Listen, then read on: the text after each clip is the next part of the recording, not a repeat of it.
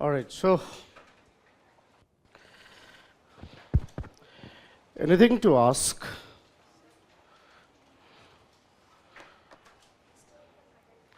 Historical materialism. That's one of the methodologies suggested by Karl Marx. And he believed that history must be viewed by looking into the material conception. Though we'll discuss in detail because in your syllabus, if you see in fourth topic, Karl Marx, we have historical materialism. But just to start with, historical materialism is that approach which believes that you should view history by looking into material conception. What is material conception? That how economic activities were changing, and because of those changing economic activities, how the institutions got changed. Because before Marx, people believed, especially Hegel, he believed that with the changing ideas, history has changed. So it was Marx who believed, no, it is the changing realities because of which history has changed. That methodology, that approach is called historical materialism. So when we talk about economics and history, we try to trace that how, even as early as Karl Marx, he advocated that history and sociology are inseparable. Fine? Yes, somebody was, yes.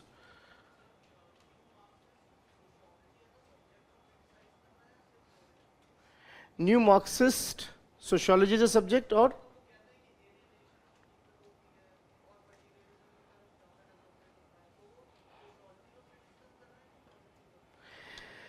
That's a good question though, but why don't you hold this question till we do Marx? Because when we talk about Marx, in the critique of Marx, we'll understand it that how we got a new thing coming called New Marxism. The new Marxist, cultural Marxist, they are not criticizing sociology as a subject. Why you will criticize any subject that way? They are criticizing the so-called modernity. That your so-called modernity is something actually not that modern as you thought. So that is what new Marxists are trying to say. One name is here, I'll talk about that, called Althusser. Althusser, and he believed that end of the day, it is not the modernity as modern as we are perceiving it. So we'll understand it in the Karl Marx itself. So just to answer you, Karl Marx or neo-Marxists for that matter are not criticizing sociology per se. They are criticizing the idea of modernity, the way it was portrayed, as if this is the panacea of all problem. People started thinking that modernity means now all problems will be sorted out. We are more messed up than earlier, isn't it? So that is how it was criticized. So we'll talk about it, don't worry. In Karl Marx, neo-Marxism, what is that? In that we'll talk about it. What else? Subaltern history. Yes, ma'am? Interactionalist approach. I think this question has been asked once earlier also. Interactionalists are those who believe what you should study in sociology is that how people interact, what guide them in that interaction, how they get meanings into it. How they get meanings into it, what guide them. So we are actually doing what? We are doing interaction only. So lifelong we do interactions. How these interactions are, what kind of language we are using, from where those languages are coming, how things get meanings into it. So when I'm using a term apple, there's a meaning attached to it. All these things are more important instead of thinking big things like classroom or how society is changing. They believe micro perspective is more important. That how people are interacting, how people are behaving, what are those sources through which they interact, how they get meanings to those interactions, and so and so. Right? Because each of us have different meanings of the same thing. And that depends on the way, the kind of exposure we got, the kinds of, you can say, socialization we get.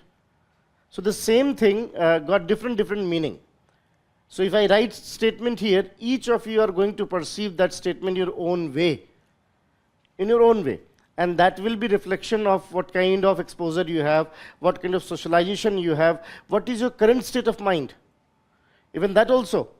So all these things should be subject matter to understand, because what is society? If you go and identify, you will find only individuals. So if you understand individuals better, perhaps that will be more useful. This is what they are highlighting. Yes. What else?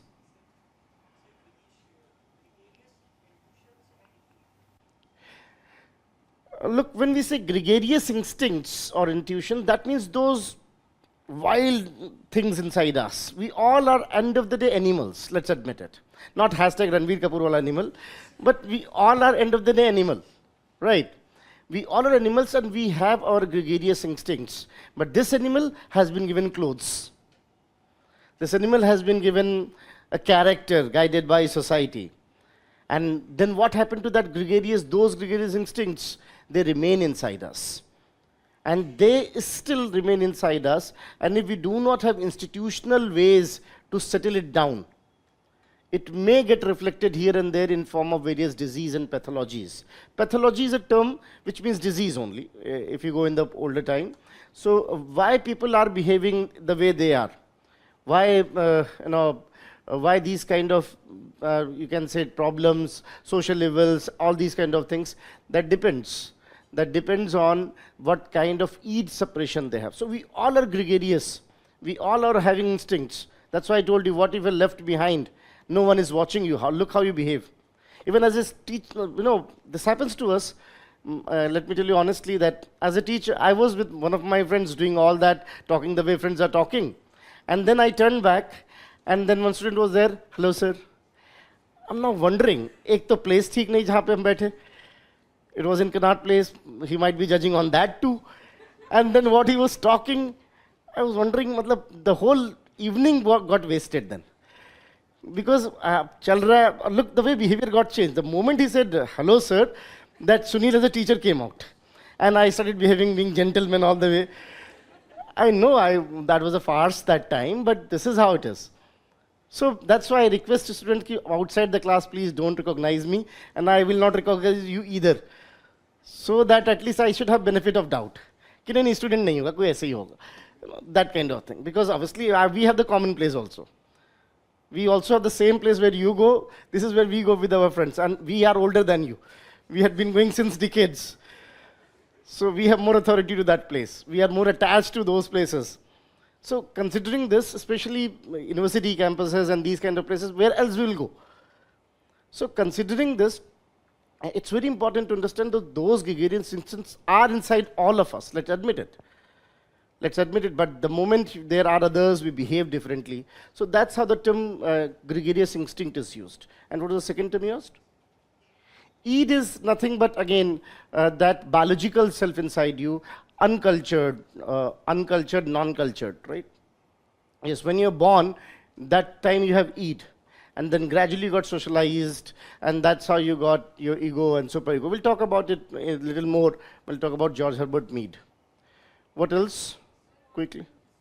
Subaltern history. Yes, her question was subaltern history. What is subaltern history?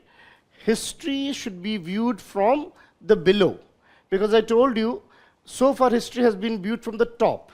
That how the king and kingdom, their rise and fall, and what are the factors responsible for those rise and fall. That is what is called history from the above. What if we look at the history of the common man? History of the common man, then we call it history from the below. So whenever you are looking history in an alternative way, looking at those who are subordinated, we use the term subaltern for it. The term was popularized by Ranjit Guha. So that's how we got subaltern history, which says that history must be viewed in an alternative format by looking at those commoners out there. The common people, it should be common people history, not the history of king and kingdom. So when we talk about problems of common people, their lifestyle, how they lived, their culture, their festivals, then we call it subaltern. And subaltern tells us altogether different perspective of history as we have seen earlier. So earlier we have seen king and kingdom rise and fall and so and so. But looking at subaltern history, we can understand that what are those factors and how the people were residing those days, what kind of challenges they faced, and so. So this is something more important to understand history of Dalits, more important to understand history of women, more important to understand history of other downtrodden sections of the society. Because I told you in history, where are women? They're missing. In your entire history book, you got just 2 females photographed, and that too, one is more in masculine in her behavior. Isn't it? That's what. What about others? Sarojini Naidu, I think, got a place because she happens to be, she is the one, you might have read in history, she was the one who has changed the course of Indian history just because of one vote in that time in Jinnah versus Gandhi, 1920 Congress, assembly. That's a different thing. Maybe that's the reason why that photograph. But what about other females? Where are Dalits in your history? Where are Dalits? Where are tribes in your history? Now we have a separate subject called tribal studies that is telling us way more than what you are knowing. For you, tribes means Birsa Munda, that's it. And that's it, not more than that. There are many other tribal leaders, there are many other tribal things. They have their own glorious past. So what about Dalits? What about tribes? What about women? What about other downtrodden sections like teachers? पूरे history में सिर्फ एक ही teacher की बात होती है, चाणक्य की. And that too, why? Because he was the one, with due respect, first class political analyst. Though I wanted to use a different word, then I withdrew. Being careful. Well, first class political analyst, that's why you remember, there were other teachers also. Do you think that it was possible to have this kind of development of science without good teachers? So where are they in history? So that's how we got subaltern, while looking at the common man's history. That's called subaltern. When we are looking at common man, and that too, downtrodden sections, and if we are looking at downtrodden section and women, then we call it double subaltern. That's how the term subaltern and double subaltern has been used. Fine, what else?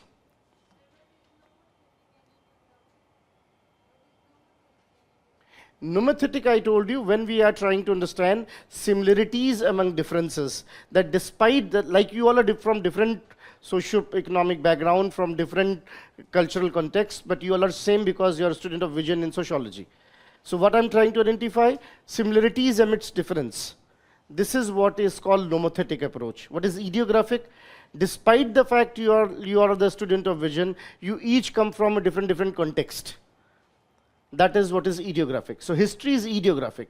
This kingdom has this much of speciality. This was the king. This was the cabinet, and so and so.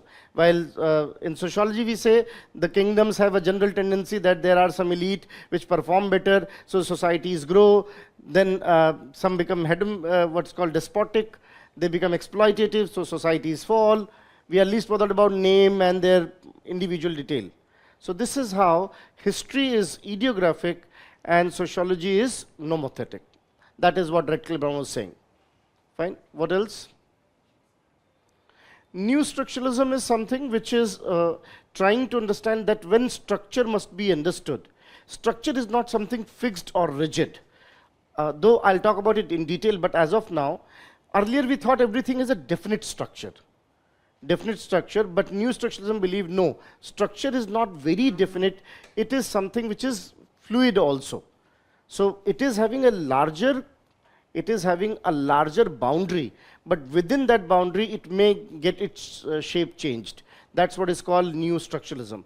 Like structuralism will say a class is one where there's a teacher, there's a student, and so and so. New structuralism will say anywhere where the student and teacher are sitting together and discussing in a given formal way is called classroom. So here they are deciding only the outer boundary within which things may vary. We'll talk about it, don't worry, that what is new structuralism and how it emerged. Fine. As of now, we are more interested into how the disciplines are interlinked, and that's why I'm entertaining these words, at least some idea you should have. And when the thinkers will be done, these things will be naturally self-clear. What else? Fine.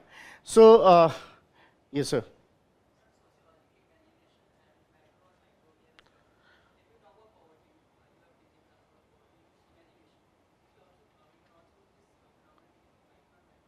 Obviously, anywhere sociological imagination is add to salt kind of thing. So it's up to you that how you want to use it. Most of us, whenever we are trying to understand something at a larger picture, we are using sociological imagination only. That how everyone is interconnected and how this particular individualistic thing is actually outcome of a larger picture. So you are using sociological imagination. Fine. So sociological imagination could be used both in macro and micro, either way. Yes. So we were discussing, yesterday we talked about, let's have a quick recap. Now we have understood what is sociology and economics. I told you three major names at least that you should remember in favor. One was Karl Marx, another was Weber, third was Pierre Bourdieu. Then you also know that how they are similar and different. Different especially in terms of methodology, because economics is largely positivistic, sociology has become interpretative. In economics, we still, if you see that, we are more, you can say, specific, while in sociology we are more generic. They together led to the emergence of developmental economics. Claudia Golden and Doron, etc., could be the name for it. Then we talked about sociology and political science. In sociology, political science, I told you that while sociology studies institutions, political science is more interested in redistribution of power and authorities in a given setup and how governance work. I told you here that while political science is more interested in what and how, sociology is more interested in why. And this is where we took the example of Rajani Kothari's caste vote bank politics, that how in India, vote bank politics determine the government officially, their machinery, their functioning. And to understand that, you have to understand caste, its origin, and its current position. That is something possible with the sociology. So this is where sociology explains why. I also told you that you can talk about, when you talk about sociology and political science, that how Herbert Spencer traced that it was changing political institution which has led to social change. Even almost similar, Baltimore has also highlighted that it was political philosophies which has led to the emergence of modernity and subsequently change in the society. So to understand changes in society, or what is the subject matter of sociology, political science is imperative. Then we talked about even Habermas also. In between, I also talked about Toynbee, all that how the references could be. Habermas talked about legitimacy crisis, and he believed that the power and authority is not something static. It is something which is dynamic, and it is something which needs continuous authorization. And for continuous authorization, it's very important that we should understand what are the expectations of the people, and this is where sociology is imperative or unavoidable for better understanding of political science.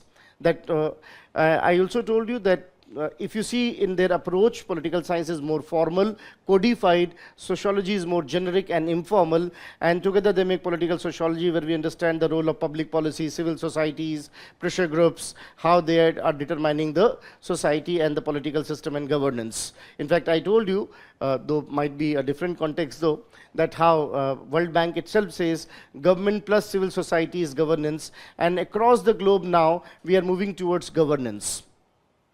Then we move towards economics and history. In economics and history, I told you one of the very catchy cliche line of Howard, that sociology is nothing but history of present, history is nothing but sociology of past. I'm calling it cliche because it has been overcooked. Many people have used it 1,001 times. So Howard says this. However, Radcliffe Brown's idea is more significant, where he believed that history is something ideographic, sociology is nomothetic, though the content is same. Both of them understand institutions, the rise and fall of the institution. History is going with this sequential explanations and detailing. Sociology is more interested in causal or functional generalizations, right? So this way, sociology and history are inseparable in terms of content. Content remain the same. Both understand social institutions and how they work and so and so. But history is more into quantitative details, more into what is called ideographic detail. Sociology is more into nomothetic detail. So Radcliffe Brown, Toynbee, name of what is Howard, these are the names which you can use in history, and they together has emerged into a new discipline, very important one, and it won't be exaggeration if I say that history has moved to subaltern now. Nobody is doing research in that older tradition of history anymore. So entire history worldwide is now subaltern. So together they have emerged into a new discipline called subaltern and double subaltern. I also told you that in history, one thing is very important, and that comes from sociology, called the sociological imagination, given by C. Wright Mills, which says to understand any otherwise individualistic looking phenomena, what is its bearing in society can be possible through sociological imagination. So someone is poor is not because he is incapable or she is incapable of, it may be because of the social fabric she or he might have grown into. So that's how. In fact, this sociological imagination is very important to understand. As a youth, आप खुद देखो. You know, I'm very happy to share that we got National Youth Policy, if you're following the news, which says that youth is not just one thing. There are at least 7 categories of youth. So youth of Kashmir may have different challenge than youth of Northeast, than youth of Delhi, and so and so. So youth should not be treated as one common homogenized group. So what we are doing is understanding sociological imagination, that that individual, from where he is coming, he or she coming, what kind of challenges he or she facing, that determines the possibilities of life. So this is how we got when we talk about sociology and history. Then we move towards sociology and psychology, and I told you that how William Wundt, who has established the Department of Psychology, and Emile Durkheim, who has established the Department of Sociology, they knew each other. They knew each other, and it was William Wundt who believed that human behavior can be studied scientifically in the labs, in experimental method, and this influenced Durkheim. That's why initially when Durkheim believed that sociology also should be very lab-oriented kind of. Though later on when Weber came, he believed, no, it's not possible. Society cannot be studied in a lab format. But yes, psychology for that matter remained that way. Sigmund Freud, J.S. Mill, William Wundt, these kind of people believed that psychology is talking about human behavior, personality development and all. So without understanding psychology, how you can understand society, which is multiplicity of individuals? So to understand society, understanding psychology is needed. But people like George Herbert Mead, Robert Merton, and others believed that end of the day, even human behavior is guided by socialization, social behavior, social language, and other social codes. And that's why, without understanding society, you can never understand why an individual is thinking in a particular way, why an individual is behaving in a particular way. So, abhi main aapse kahun ki this means what? This means yes, this means no. In India, not everywhere. In Nigeria, this means yes, this means no. So, maar khaoge? That means yes. Yahan pe. Wahan pe, that means no. This means yes. Imagine your so-called individual action, isn't it guided by the codes of that society? And different people have different meaning of it then. So that's how George Herbert Mead. So Nigeria is just the opposite. Be careful if you're going to Nigeria ever. So wahan, this means yes and this means no. That's just the mirror image. So your so-called behavior, how male should behave, how female should behave, from where you come to know? From society. You think it's individual personality as a male and female. No. Socialization, that's why. In due process, it was rightly said by Sukhumar Chakravarti, in due process, males got masculinized and female feminized. That's how gender came up. Otherwise, we are male or female biologically, but males got masculinized. So from the day when we were taught that, 8 packs, 6 packs, that kind of thing. I told you I'm happy with my family pack.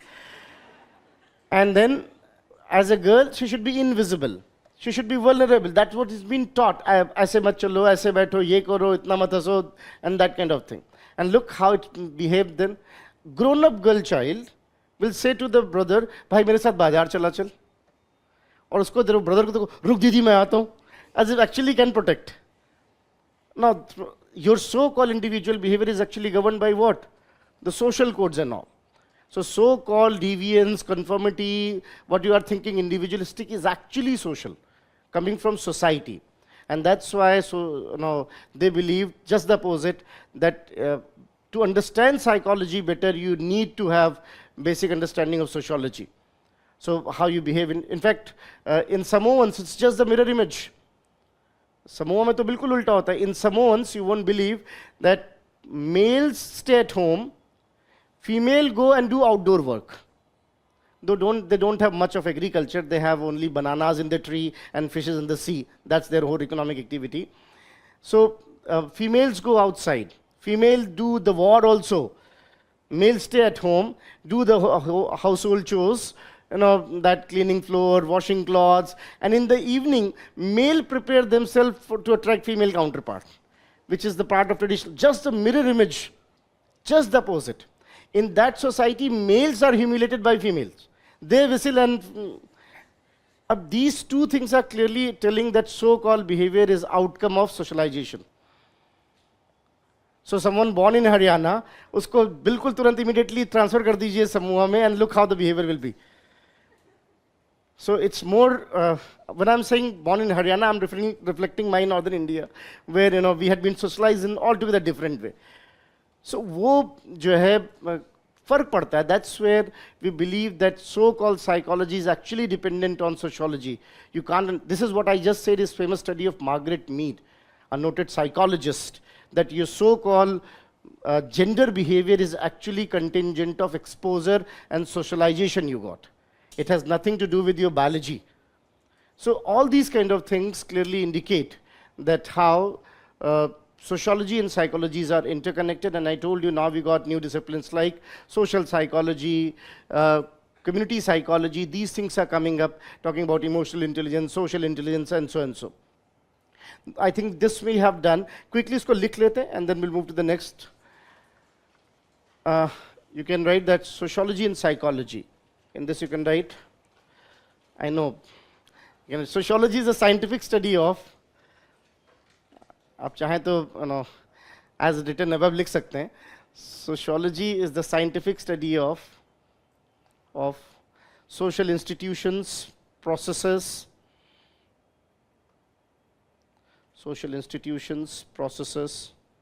society, social institutions, processes, their continuity and change.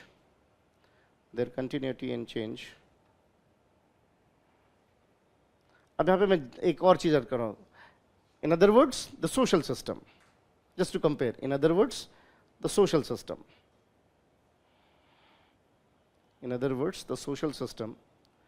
While psychology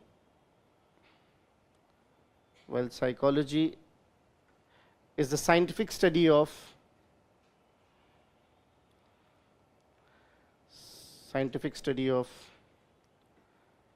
human behavior, development of personality. So look, psychological counselors these days, because everyone is going bipolar, the way that things are. In fact, I'm bound to laugh at this statistics. Do you know that most of the divorce has been witnessed by marriage counselors? They are the one who are having highest number of divorce rates. So just बाकी को समझा रहे how to save marriage, they are the one who are getting divorced more. That's the paradox of psychology. So by the way, ऐसा कोई psychologist, अच्छा psychologist मिलना मुश्किल है जो bipolar ना हो. With due respect, those who are from psychology don't take it very seriously. I'm just saying on a lighter note. So this way, when we say कि what psychology studies, psychology is a scientific study of human behavior, development of personality, cognitive development, brain कैसे develop हो रहा है and all that, cognitive development,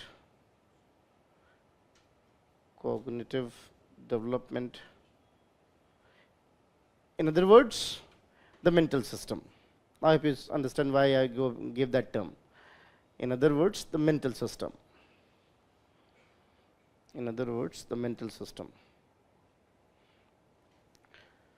William Wundt, W-U-N-D-T, William Wundt,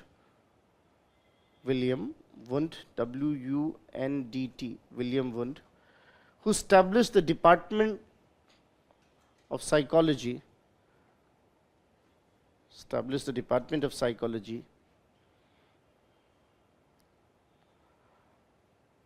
strongly advocated that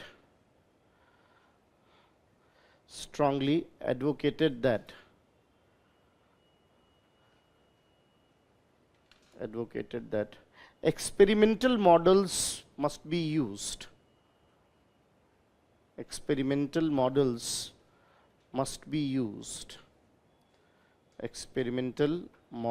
must be used to understand psychology, which fairly inspired Durkheim. Durkheim ने खुद admit किया है इसको अपने which fairly inspired Durkheim. Fairly inspired Durkheim. Fairly inspired Durkheim, who established Department of Sociology. Who established Department of Sociology. Who established Department of Sociology. That's why Durkheim also advocated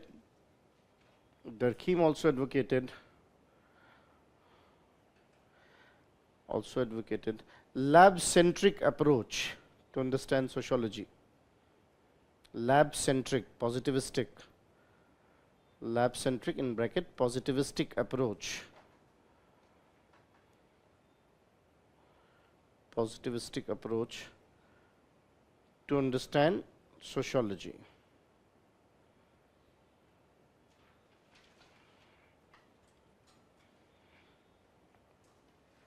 Sigmund Freud, F-R-E-U-D, Sigmund, S-I-G-M-U-N-D, Sigmund Freud, J.S. Mill, and others advocated that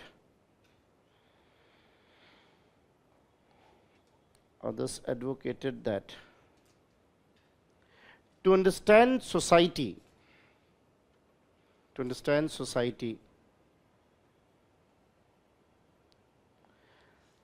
psychology is imperative or unavoidable. Psychology is unavoidable because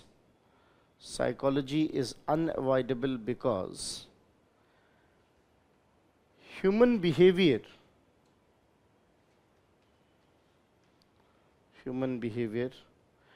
when get multiplied form societies. End of the day behavior ही तो exchange हो रहा है. When get multiplied form societies. और behavior भी कोई constant चीज नहीं. I'm not the same all the time, 24/7. It depends to whom I'm talking and how gentleman that fellow is. So that's how, end of the day, society is nothing but multiplicity of human behavior. So psychology is imperative. On the other hand, according to George Herbert Mead,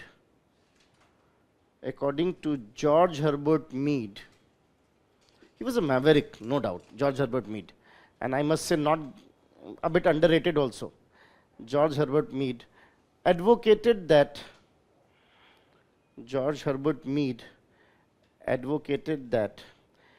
it's the human behavior, the human behavior is fairly guided by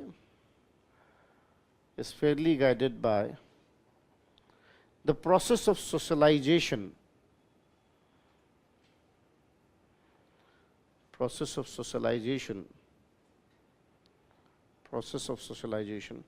which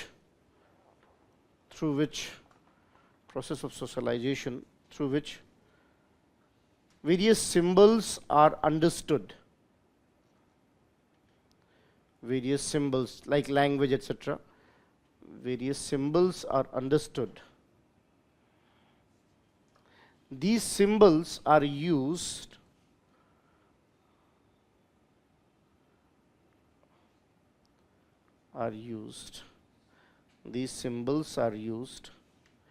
in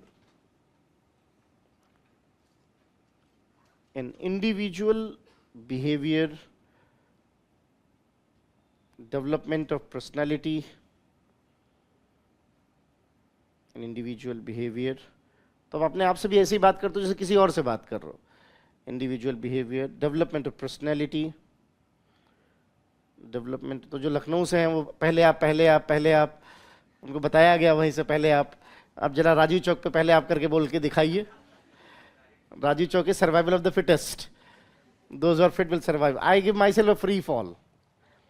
मैं direction बता देता हूँ, भाई जब अंदर चलूंगा, साथ में ले जाते हैं, साथ में उतार लाते हैं. सो यहाँ आप आफ्टर यू करके देखिए. It's simple.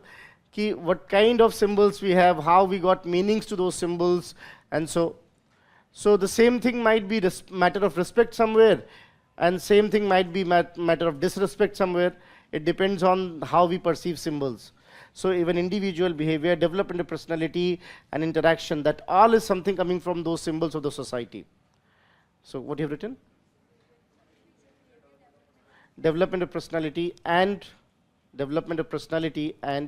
interactions are guided by these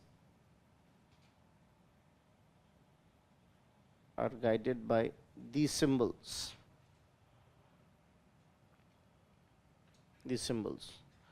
So to understand psychology better,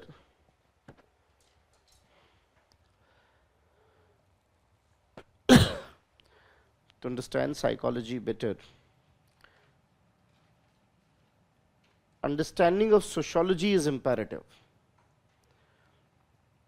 तो पढ़ाते तो साइकोलॉजी थे हॉवर्ड में, लेकिन इनको वहां से निकाल दिया गया फिर कि तुम बेकार आदमी हो. That's how the Department of Social Psychology came up. So he was one who thought कि नहीं, they should come together. They are not opposite to each other. Then even Durkheim highlighted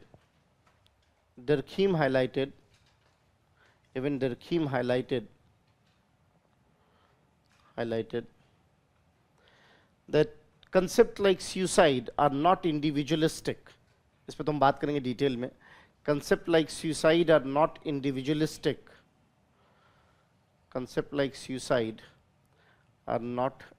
आपको अपने से दिक्कत थोड़ो थी, सोसाइटी से दिक्कत थी. दिक्कत अपने से कहाँ थी? दिक्कत तो सोसाइटी से थी. Somewhere the problem was in society. That's why जब कभी ऐसी बात आए तो change your identity, vanish from there. That's it. Why to kill yourself? अगर मुझे आपसे दिक्कत है तो I will change you. Why will die? So अगर मुझे सोसाइटी से दिक्कत है तो मैं सुनील से सैम बन जाऊंगा, इंडिया से कहीं मे बी नॉर्वे शिफ्ट कर जाऊंगा. That's a better idea, because problem is with the society, not with me. अब इसको हम समझेंगे कि हाउ नो ही हाईलाइटेड कि suicide otherwise looks individual but rooted into society. There are certain things, too much of regulation, too much of irregularities, whatever. But the factors lies in society, because of that people are committing suicide. So this is a very eye-opener kind of thing. कि हाँ सही बात logical है. मुझे अपने से दिक्कत नहीं थी. I had problem with that society.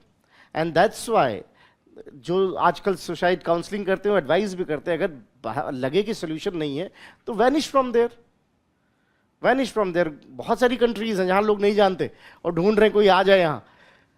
No, there are many countries. Go there, disappear, change your name, what's big deal. No, और कोई पूछे do you know Sunil? Who Sunil? No, I don't know any Sunil. Full stop. No, that's how it is. So by the way, so because surprisingly the suicide rate in India has dramatically increased to that extent, so that in 2022 government of India has made a policy for it. That we'll talk about a little also while talking about suicide, because in UPSC examination it will be advisable कि थोड़ा बहुत policy के बारे में आप लिखो. So we made a policy कि कैसे suicide rates को कम किया जाए. So here is advice: understand the problem and provide a solution. Call it discrete visa kind of. That we offer this kind of thing also. If you are too much tense, this option is available. क्या लिखा आपने? Suicide is not individualistic. It is rooted in social factors.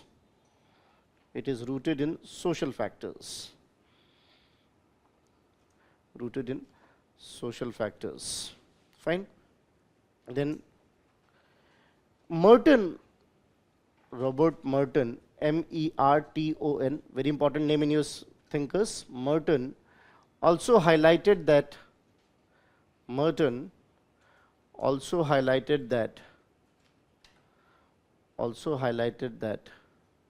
the so-called deviance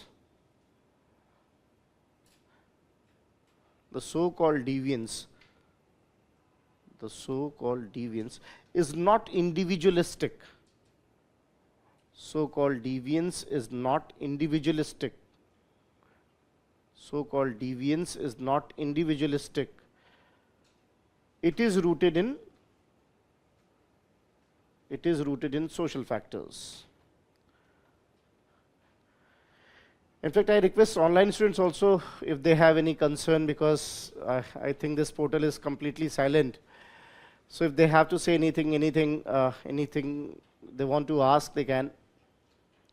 So this is how we got, even Merton, that's why in your syllabus it is, because most of the thing, what you think as an individual problem of deviance, why anyone is criminal?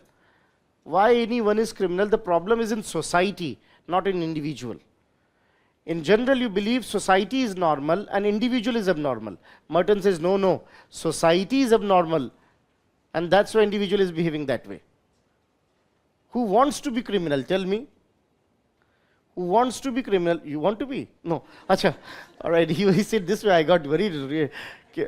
So, nobody wants to be criminal. Nobody wants to be criminal. It is the abnormality of the society. So you call, that was very rightly said by Dhirubhai Mani, कि आपको problem किस चीज से है ये बता दो मुझे. Edward Louis interviewed Dhirubhai Mani. It's a wonderful book, In Spite of Gods. In Spite of Gods, very famous book. When Dhirubhai Mani said that, the mantra of the progress in India is, you should know the wrong person at the right time. And I did that. अब आपको इससे दिक्कत है, और अगर मैं कुछ नहीं करता तो आप कहते नकारा हो, तब भी दिक्कत होती.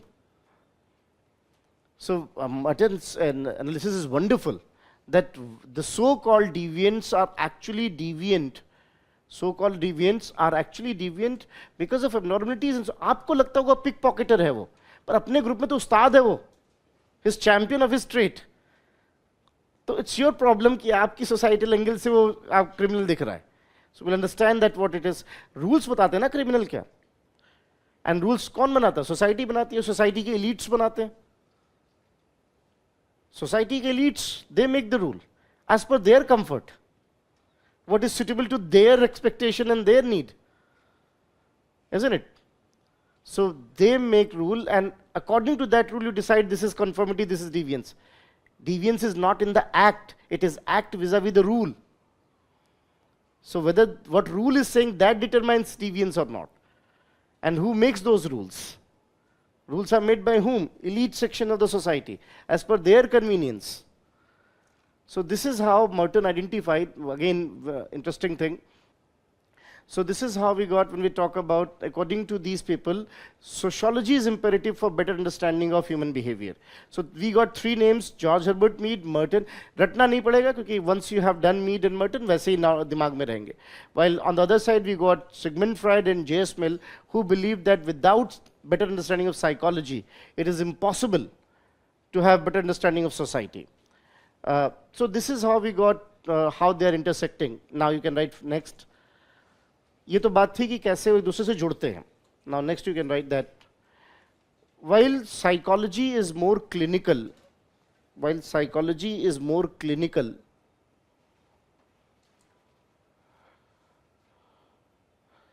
while psychology is more clinical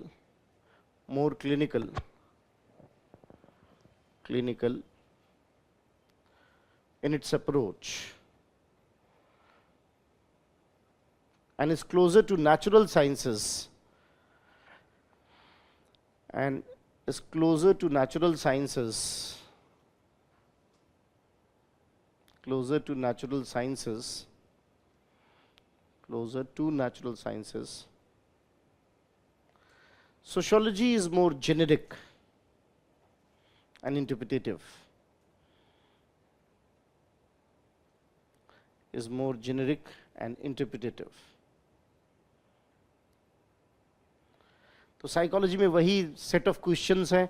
अच्छा, मजेदार बात ये, please anyone from psychology background और practising counsellor by any chance? If you are, please forgive me, but what I'm saying, think of it at least seriously once. All your questions has been made in 1960s, 1970s, and you're still using those questions to identify the diseases in people. Don't you think those questions are outdated now? A lot of things have got changed. A lot of water has gone down Thames. At least update your questions. Same old question, how you do, what do you think of your childhood? They think all problems are hidden in childhood. Look, everywhere, decoding there. Everywhere decoding. There are a set of things. Human behavior is far more complex than being questioned in a few set of questions. Even it should be tailor-made questions. Don't have this fit for all formula. This is where they are going wrong.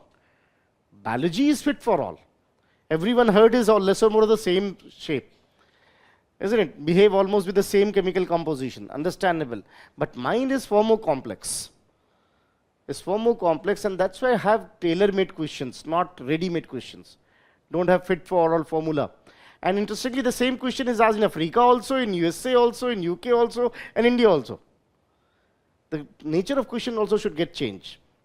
So that's where psychology by its nature is more closer to natural sciences and clinical in its approach, while sociology is generic and interpretative. Now, they together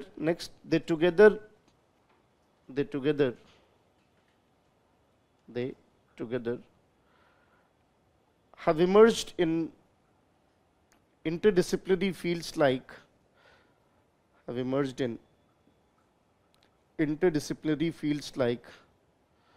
social psychology, wonderful a subject. Interdisciplinary fields like social psychology,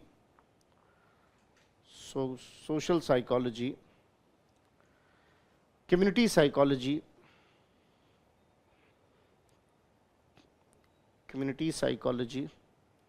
and community psychology, which tries to understand concepts of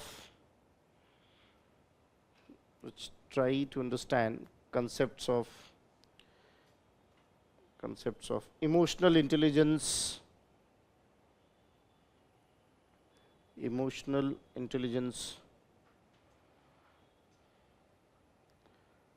rationale of ethics,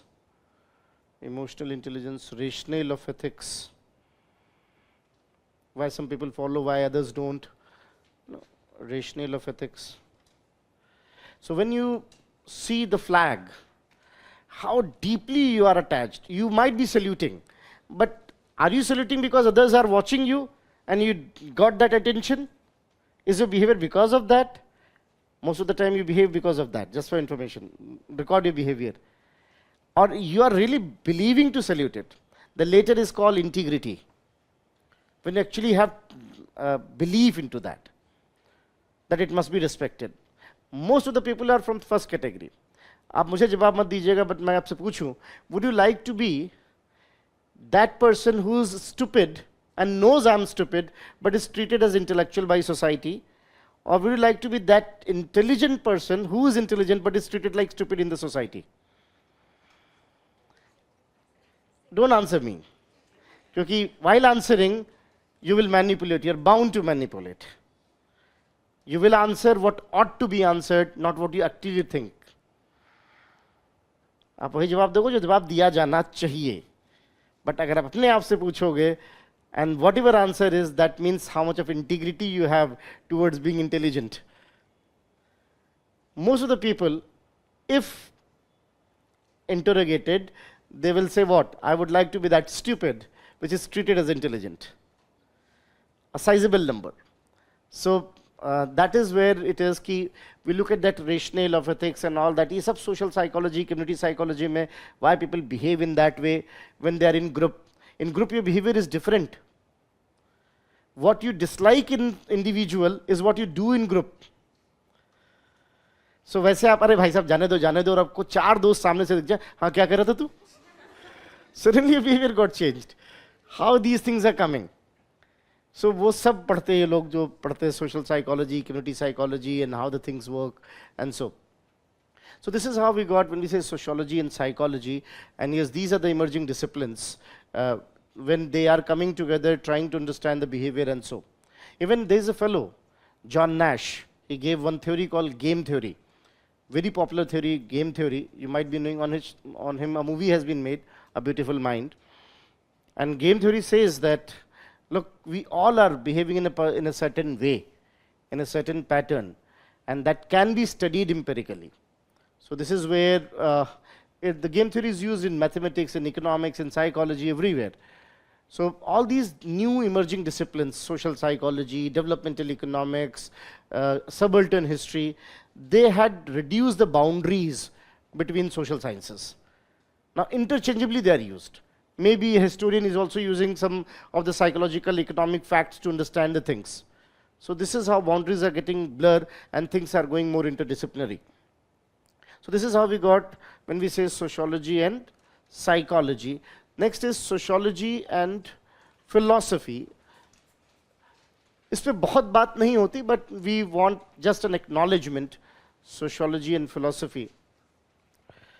Sociology and philosophy. Now, what is philosophy? Philosophy is, again, it is a logical understanding. Philosophy is not scientific. Philosophy is more based on logic. Logic. And that too deductive logic. What is deductive logic?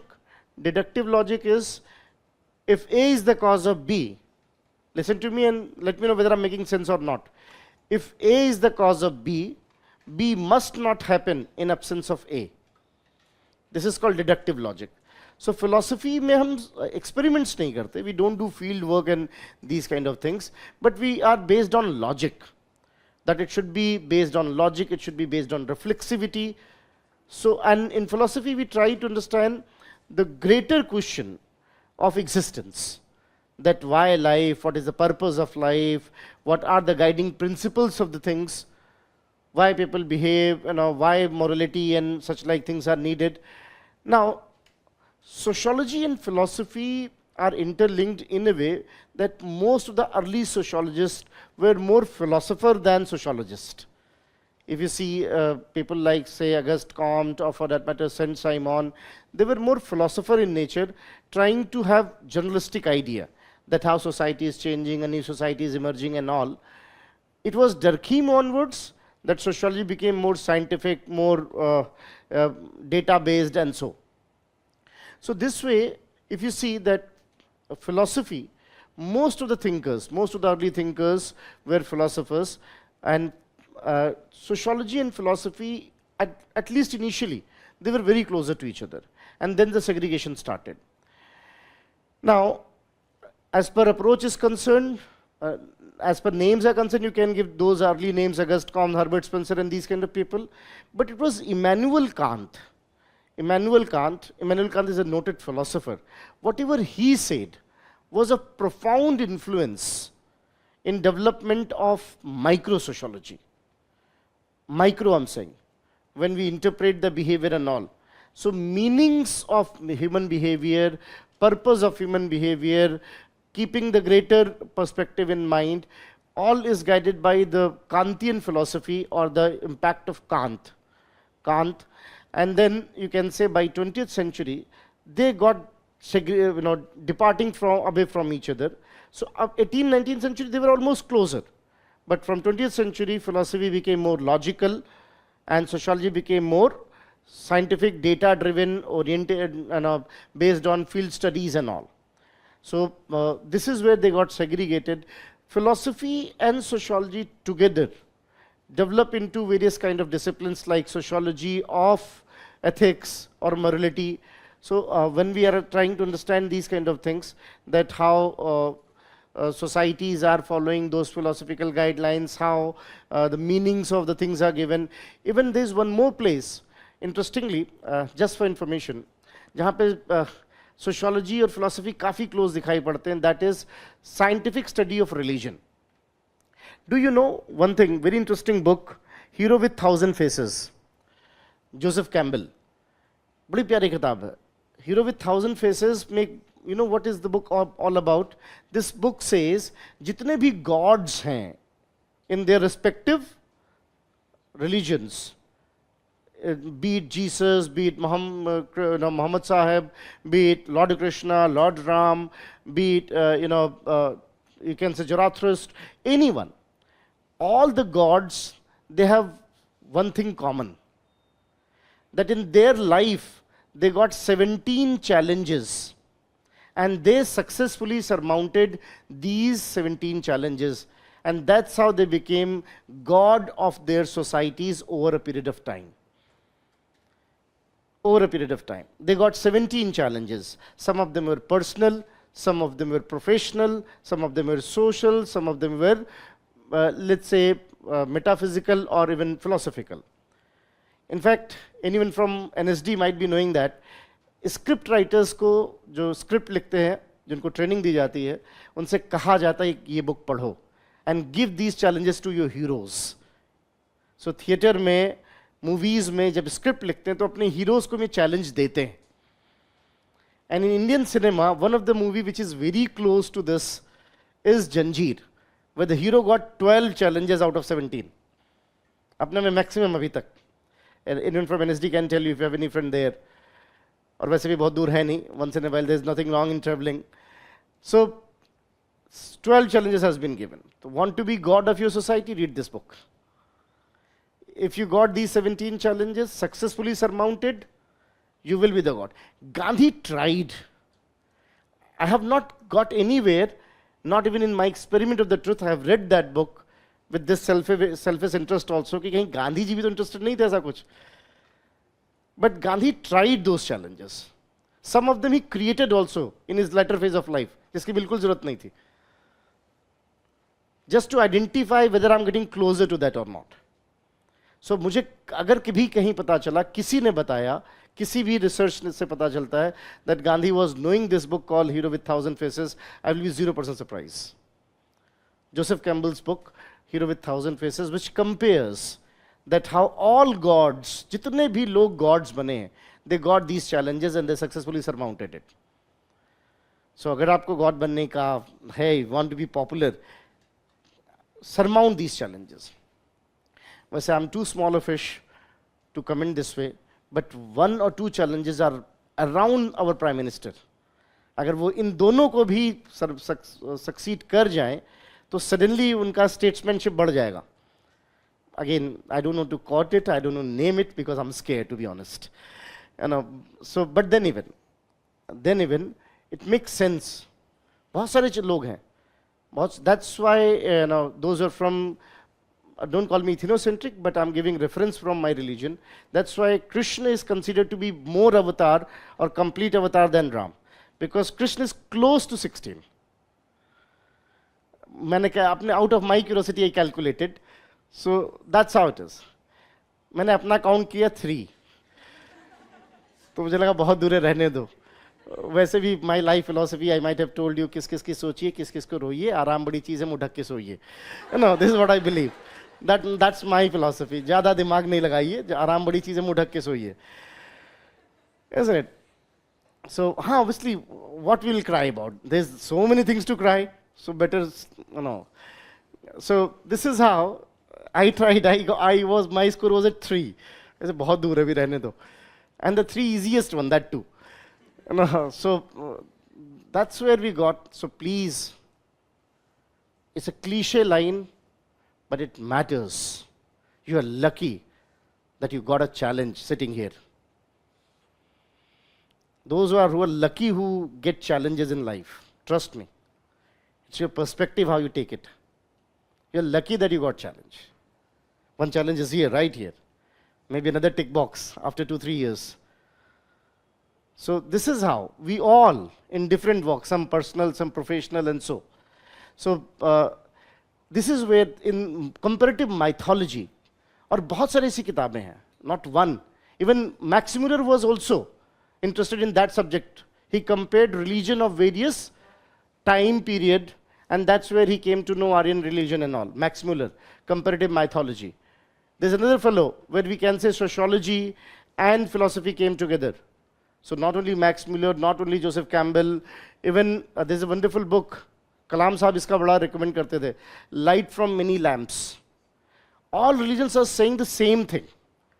This fellow, how integrity is being said in Hinduism, in Christianity, in Islam, in Talmud, he compared. That's how. हर जहाँ से रोशनी आ रही है, चाहे वो LED light हो, चाहे वो छोटा सा दिया हो. That's how light from many lamps. इसलिए मजाज एक लखनऊ के बहुत फेमस शायर रहे हैं, उनका लाइन भी है, हर मसले का हल निकल आए बशर्ते अपनी किताबें पढ़ तो लें.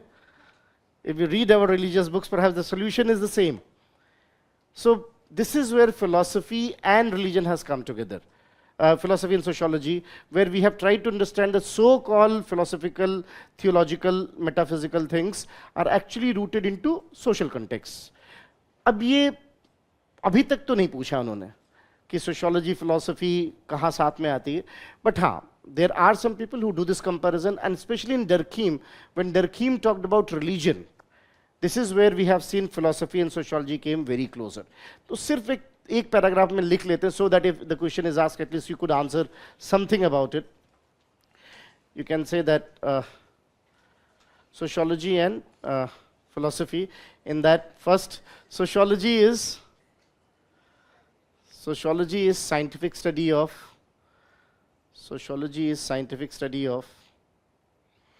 society, her institutions, processes. I know most of you are not writing now. Processes, its continuity and change. Philosophy is logical interpretation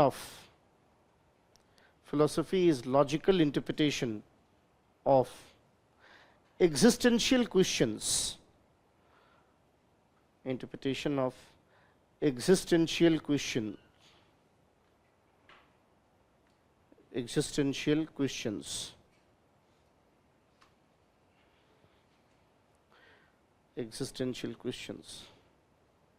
Fine. Most of the early sociologists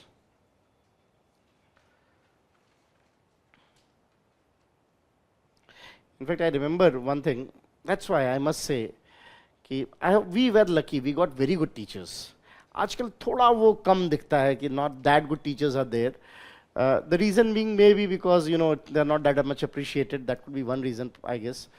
But I remember one of my teachers, D.N. Dwivedi, once said this from Allahabad, very famous philosophy department, being overwhelmed with his lecture. I went to him and said, "Sir, do you think what is truth ultimately is?" He said, "I'm least bothered." I said, "We are talking about it." He said, "I'm not seeking truth. I'm understanding truth." And there's a difference between the two. So I'm least bothered whether truth exists or not. I'm just understanding if that is truth, what is that? So philosophy is logical. Many times people say that philosophy seeks question. No. Philosophy is logical interpretation of the existential things. So ये term important है, logical interpretation, कि जो कुछ existence उसको हम कैसे समझ रहे हैं. Logical interpretation of existential things, right? Many of the early sociologists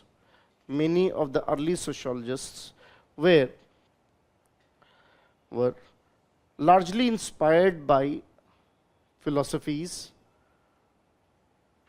of their times.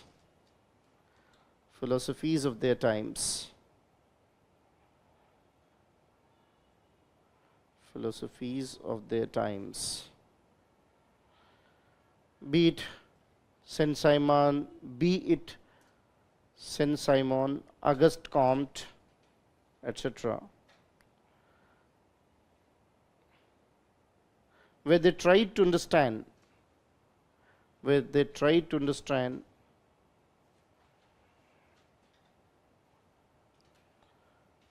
how change in belief system, याद है? Saint-Simon said that how change in belief system and knowledge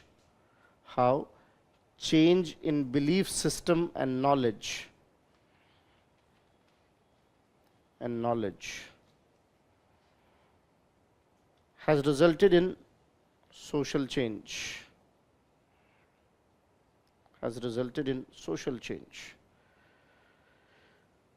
But after Durkheim's work,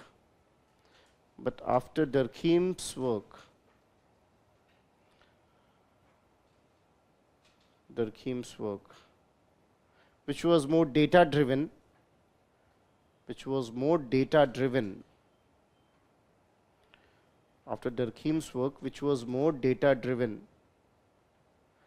sociology started segregating away sociology started segregating away from philosophy. Started segregating away from philosophy. Further in 20th century,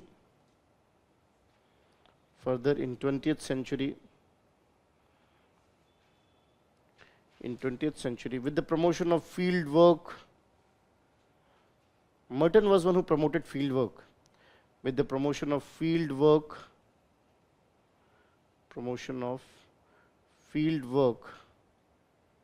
sociology became more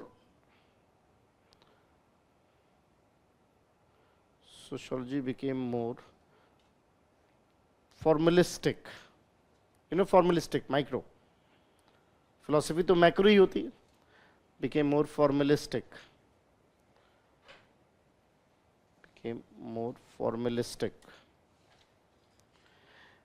So that's how we got. Now, when it comes to sociology and philosophy, you can write next that even today there are certain subjects. There are certain subjects where sociology and philosophy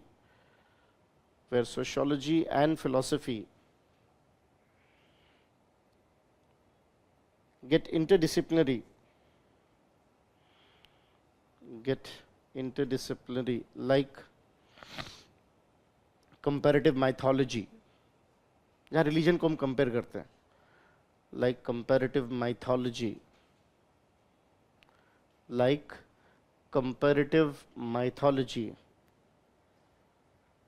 understanding morality and ethics,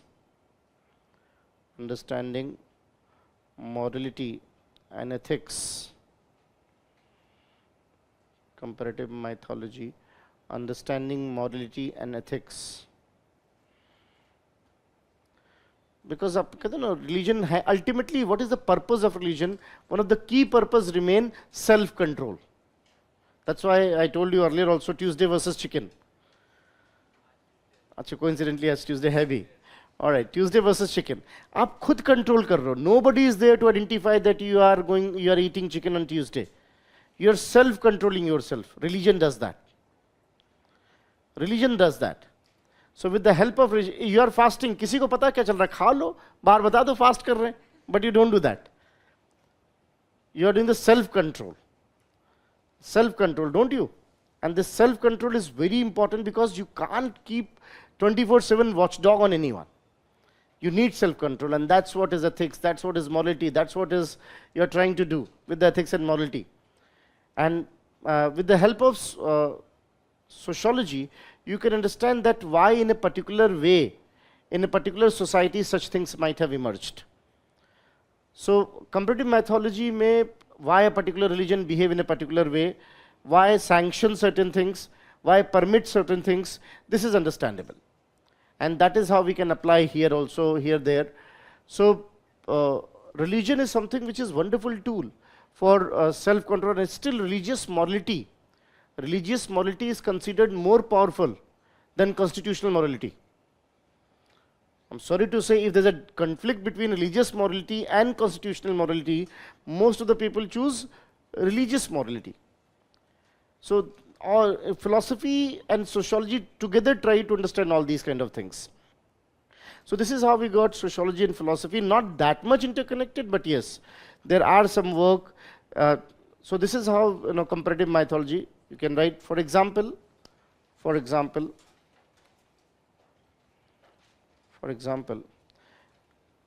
Durkheim study of religion,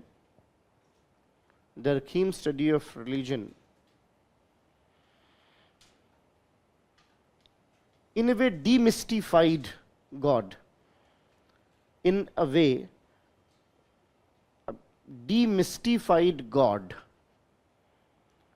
Demystified God.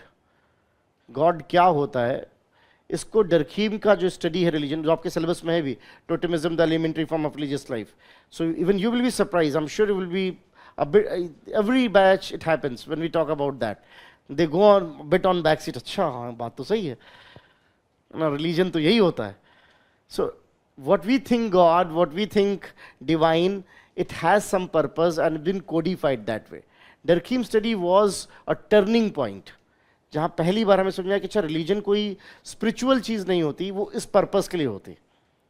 So this is how we got when we talk about this idea of how philosophy and sociology can come together. So there are many names: Max Muller, Joseph Campbell, Durkheim. Once we are done with the thinkers, you can use it. तो जो 8th topic में religion and sociology में जब हम बात करेंगे, religion and society, then whatever names are coming, you can use it eventually here also. Next is very significant one, more frequently asked after sociology and political science and economics, that is sociology and anthropology. Sociology and anthropology, they are sisters actually.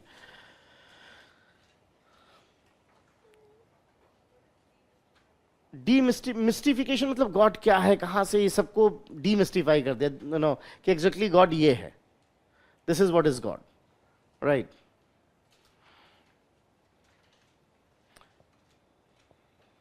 So demystification का मतलब जो mystic explanations थी about the God and religion and all, that was simplified and said scientifically. I hope you are getting this term demystification, means which was something said in a mysterious way was simplified and explained.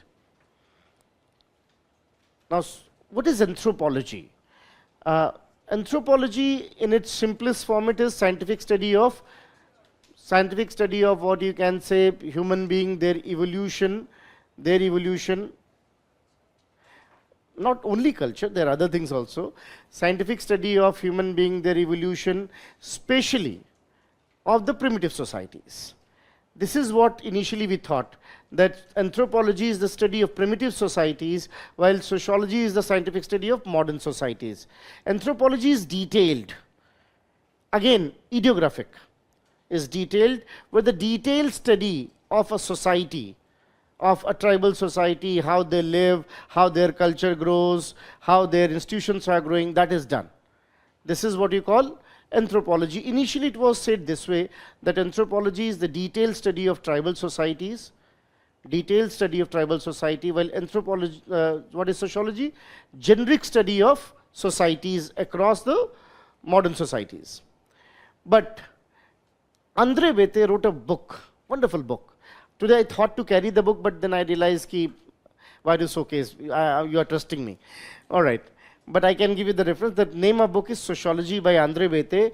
In that he has given one chapter on this, because Andre Bete himself initially got his degree in anthropology, and later on did his PhD in sociology and taught sociology. We were lucky that he was one of our teachers. He taught sociology. पढ़ा anthropology शुरू में, तो वो he wrote a wonderful article, उतना दूर वैसे हमें नहीं जाना, लेकिन फिर भी, कि how difficult it is to be an anthropologist in your own society. It is easy to be anthropologist in other society, because you are an outsider and you can be neutral to observe the things. But it's very difficult to be anthropologist in your own society, because your own bias. In fact, I remember one writer, I don't know whether you're knowing him or not, Kuldeep Nayyar. Anyone? Does it ring bell to anyone? Kuldeep Nayyar? No, not interested in such people. Jaane to koi baat. No, Kuldeep Nayyar, wonderful writer. He has been very close friend of Lal Bahadur Shastri also. Used to write for Indian Express. He wrote a book called Beyond the Lines. In fact, what we know about Lal Bahadur Shastri is because of Kuldeep Nayyar. I think chapter 3rd is dedicated to Shastri as Prime Minister in his book. It's a kind of biography, autobiography. In that, when he talked about partition, he said in the beginning, look, I'm trying to be objective, but I have faced the problem, so don't expect complete objectivity here. I will be having biases. So, anthropology, initially we believed, was more study of tribal societies, detailed study, idiographic in its nature. And most of your early sociologists, E.B. Tyler, Malinowski, they were eventually anthropologists. Even Herbert Spencer, remember what he said? By looking at fossils, contemporary fossils, and studying tribes, we can understand the evolution of society. But after the contributions of people like Andre Bete and all, this distinction got blurred. That sociology is study of modern society and anthropology is study of tribal societies. Now we say anthropology and sociology are same in its content. They all study social institutions, rise and all. The only difference is that anthropology is detailed with the participant observation and is idiographic. तो तीन बातें हैं, content same है दोनों. That's why we said we are sisters. So anthropology में we go and study tribes in detail. We have often participant observation. What is participant observation? जैसे अगर मैं जानना चाहता हूं कि what do you think about me? So I should not look at your feedbacks. They are lie. CVs are the Prometheus deception. Those are from Christianity, I'm borrowing that word, Prometheus deception. You know, CVs. I want to realize my potential to the fullest, blah, blah, blah. I don't know who originally wrote that. If I really want to know what kind of person you are, I should not look at your CV. You know what should I do? I should send a friend request on social media. And then I should trace how you are behaving. To not a surprise, Uncle Sam, he said 5-year ka record chahiye social media ka tumhara. If you want to come to USA, are you knowing this? Why? Because the social media is a true reflection. That how you think, how you behave, how you think on political matters, how you think on religious matters. 5 years is a long time. In 5 years में आपने कहीं ना कहीं कुछ ना कुछ तो comment किया होगा ना, जिससे अंदाजा लगेगा कि आप कैसा सोचते हो चीज़ों के बारे में. So what are your priorities, how you look at the things. So if I really want to know more about you, what should I do? I should send a friend request, and preferably with the opposite gender. तो फिर कुछ और चीज़ें भी समझ में आएंगी about your behavior, about your personality and all. So people do that. Many of the HRs are doing all these kind of things now. And MNCs, HR are doing these kind of things. कि they look into your social media profile and उससे ज़्यादा अंदाज़ा लगता है. जैसे मेरा कोई social media profile देखे, though I barely use it. I don't use Insta. I don't use any of these except WhatsApp. Facebook I left way back. पर कोई अगर मेरा प्रोफाइल देखा है तो सिर्फ पोएट्री मिलेगी उसे. This is what, you know, that, so anyone can say, okay, fine, not that dangerous fellow. So, you know, so when it comes to this idea, anthropology, what is beauty of anthropology? That participant observation is there. And participant observation gives you more authentic detail. I don't know whether you're knowing it or not. वैसे भी इसकी बात होगी ही आपके second paper में. There's one fellow called Verrier Elvin. Elvin is the man who studied Indian tribes. He went to various tribes, studied how they live, what kind of lifestyle they have, how their institution emerged. In fact, I must say, शायद आप अभी ना जानते हो, history में, by the way, does it ring bell to anyone? What is Verrier Elvin? Who is this fellow? Verrier Elvin, कहीं पढ़ा है? When Ambedkar Sahab was talking about scheduled caste, it was Elvin who was fighting for the rights of tribes. And in 1931, when caste census happened, Elvin was the one who was instrumental for the caste calculation of tribes also. That's how we came to know that they are 7.5% of the population. Elvin, though was a British white, he came to India, roamed across India, stayed with tribes, not one, not two, hundreds of them, made their detailed study. सोचिए कितना मुश्किल काम रहा होगा, because you are apparently different. So अगर मैं आपसे ये जानना चाहता हूँ कि आप मेरे बारे में क्या जानते हो, I should have participant observation. First few days you will be shy. After 3, 4, 5 days you will start interacting. That's why I told you Mark Twain's line. If you want to know anyone, travel with the fellow. Mark Twain very rightly said, अगर किसी को जानना है तो उसके साथ travel करिए. जैसे हम लोग कहीं साथ में जाएं तो first 50 kilometers, 100 kilometers, you will be talking about sociology. After 100 kilometers, you will exchange good words between you. After 200, 300 kilometers, you will turn towards me, and that will tell me exactly what kind of person you are. So travel if you want. So this way, participant observation is very important. When people understand the things in detail, so Elvin was the man, very good example of anthropological studies. where he went to these tribes, studied them in detail, more than 500 tribes. And he was the one who advocated government of India कि इनको भी reservation मिलना चाहिए, इनका political representation होना चाहिए, and that's why after independence, Elvin was made head of welfare committee for tribes, and that's why we got Nehru-Elvin formula for tribal welfare. He was the one who advocated for scheduled areas, that there should be scheduled areas, and that's how you got your schedule 5, 6 in your constitution. So it was Elvin. I often say we are Indian by default, he was Indian by choice.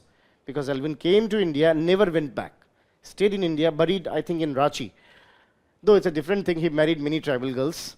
That is personal life. I am nobody to comment on that. There are various tribal groups having Elvin surname. So very Elvin. Very good study. Even Malinowski. Malinowski was one who studied various tribes, and he is one who identified how the exchange system has emerged. So E.B. Tyler, Redcliffe Brown, Malinowski, there are many people. They stayed there with these tribes, studied in detail, and that's how. The key difference now, we say anthropologists are those which go for detailed study with the participant observation, while sociologists are those who go with the generic study. हालांकि एक चीज़ और भी होती है participant observation में, उसको मैं आगे वहाँ बताऊंगा अभी रिसर्च मेथड्स में, कि कई बार जब लोग पार्टिसिपेंट ऑब्जर्वेशन करने जाते हैं तो they get caught into their things. This is also called Stockholm syndrome. So many of the students who went in the Naxal area to study Naxalism, they ended up being one. There are many examples. This called Stockholm syndrome, कि वो पढ़ने गए थे वहाँ नक्सलिज्म हुआ है, but they ended up being one. They got that much of sympathy. So ये होता है. That's why वो आपको एक वो देना पड़ता है, nodules, and that what you will do, what kind of thing you will do, and how long you will do to avoid these kind of things. So if you see, there are many, not one, two, many big names who had been into this. So this way we got, when we talk about the basic difference now. So in short, sociology, anthropology, content-wise are same. Initially we thought that sociology is study of modern societies and anthropology is study of tribal societies. But after the contributions of people like Andre Bete, it was clear, or this line was blurred in a way, that it may be either way. But the point is that anthropology is more detailed, idiographic, with the participant observation. Sociology is more generic with a limited observation. It's not something that detailed observation कि आप 6 महीने, साल भर, 2 साल, 10 साल वहीं रह रहे हो. So this is how we got anthropology and sociology. Making sense? So nature-wise, scope-wise, less or more same. Content is same. Approach is different only in terms of what you can say, the way they look at the things. So we can quickly write that what is the difference between sociology and anthropology relationship. So sociology and anthropology, you can say that anthropology, बाकी अब add कर लीजिएगा आप. Anthropology is detailed scientific study of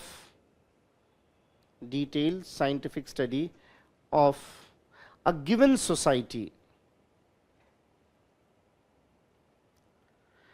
अच्छा, मैं एक line बोल रहा हूं, अगर ये लाइन आपको क्लियर हो रही तो my job is done. While paper 1 is sociology, paper 2 is more social anthropology called Indian society. So that's more social anthropological in approach. More social anthropological in approach, where you are trying to detail the Indian society. So that's the difference. So you can, what you have written?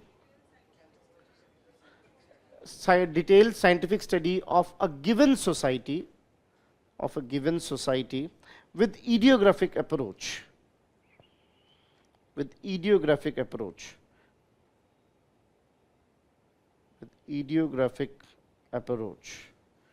Initially it was advocated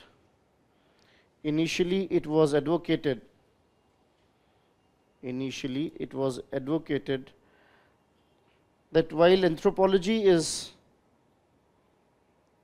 initially it was advocated that while anthropology is study of, while anthropology is study of tribal societies,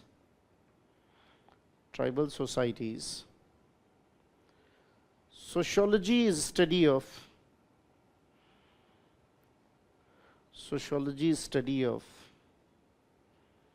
modern societies.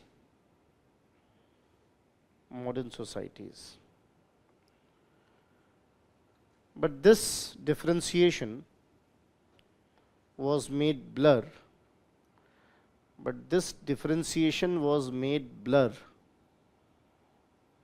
Later on.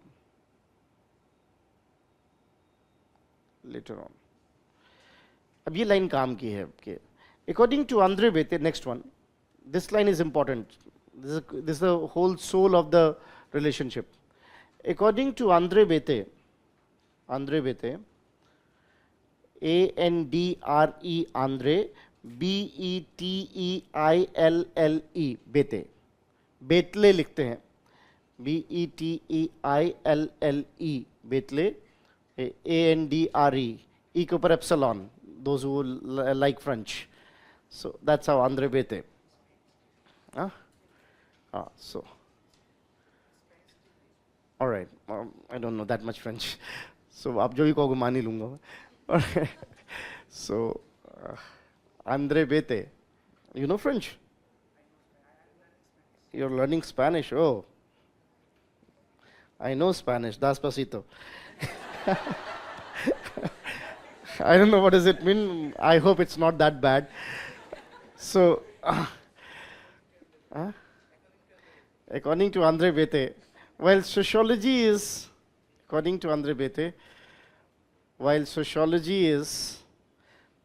about the form, F-O-R-M, in the inverted comma, about the form of society and social institutions,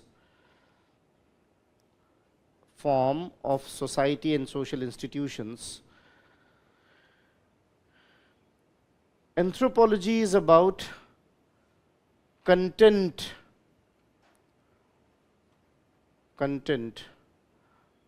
Anthropology is about content of society and social institutions.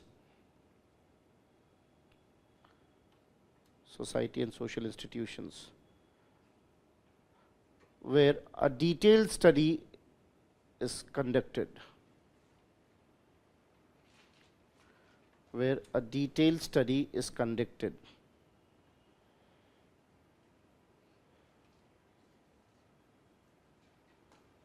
Bella Ciao is Spanish?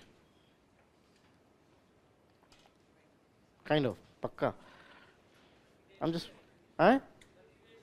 Videshi hai, that's good. All right, that was good. Bro code, yes, Videshi hai. I got it. Yes. Anyone? Bella Ciao is Spanish, yes, very famous. It is not money heist. Bella Ciao has been the symbol of nationalism in Spain once. That was, that I don't know, but this was the symbol of nation. जैसे हम जनगणमन बोलते थे ना एक time, Vande Mataram. That's how Bella Ciao was used in the Spain, in the agrarian revolt. खैर, so क्या लिखा आपने? Detailed study is conducted of the given society. Now this is the whole of anthropology, sociology. Sociology is all about form and anthropology is about content. So paper 1 is about form, while paper 2 is about content. So in paper 1 we understand how inequalities prevail everywhere. In paper 2, how caste system in India. It's the content, one of the forms of inequalities. So this is how we got when we say how sociology is about form and anthropology is about content. This is Andre Bete, very important statement. Next you can write that most of the early sociologists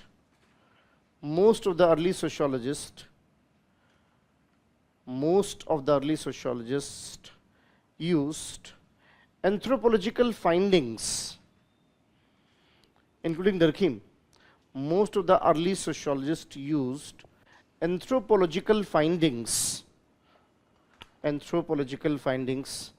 to explain social phenomena,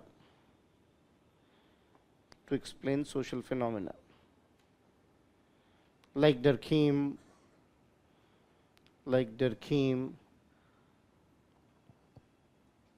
Tyler, E.B. Tyler, Durkheim, Tyler, etc. E.B. Tyler को तो anthropologist भी बोल सकते हैं आप, Tyler, etc. Even Spencer advocated that.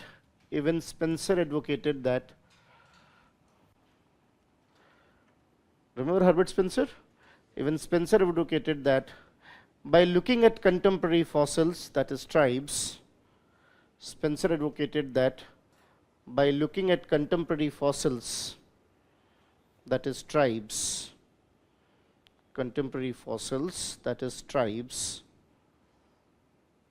we can understand contemporary fossils, that is tribes, we can understand evolution of society.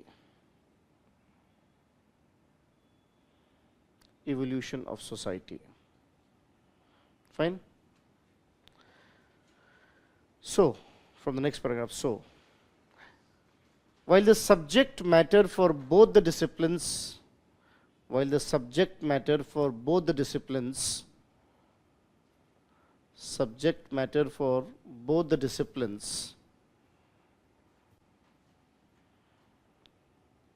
remains same,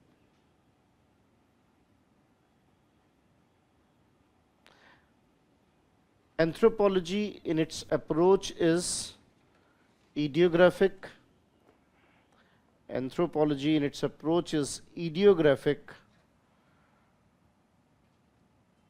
With participant observations over a period of time.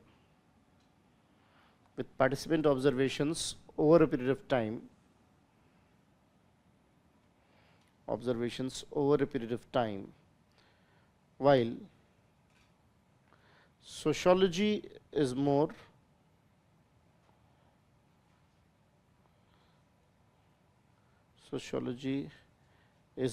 non-participant and generic. So फर्क सिर्फ एक जहां पर है, पहले हम मानते थे कि one is about primitive societies and one is about modern, but the difference is more in terms of form and content. One is participant and ideographic, other is more generic and non-participant. That's what the difference is. So that's how we got sociology and social anthropology. Because we don't go and participate in that, mostly. We don't go and participate, we don't stay with them, we observe from the distance. And participant observation is when you become the part of the subject you are studying. So let's see, if I want to know what you think about me, what you think about vision, say for example, and one way is I'm coming to and asking you survey and all these kind of things, that is non-participant. Another way is that I am sitting there as a student and then talking to you, that what you think about the organization. Now you will be more honest there.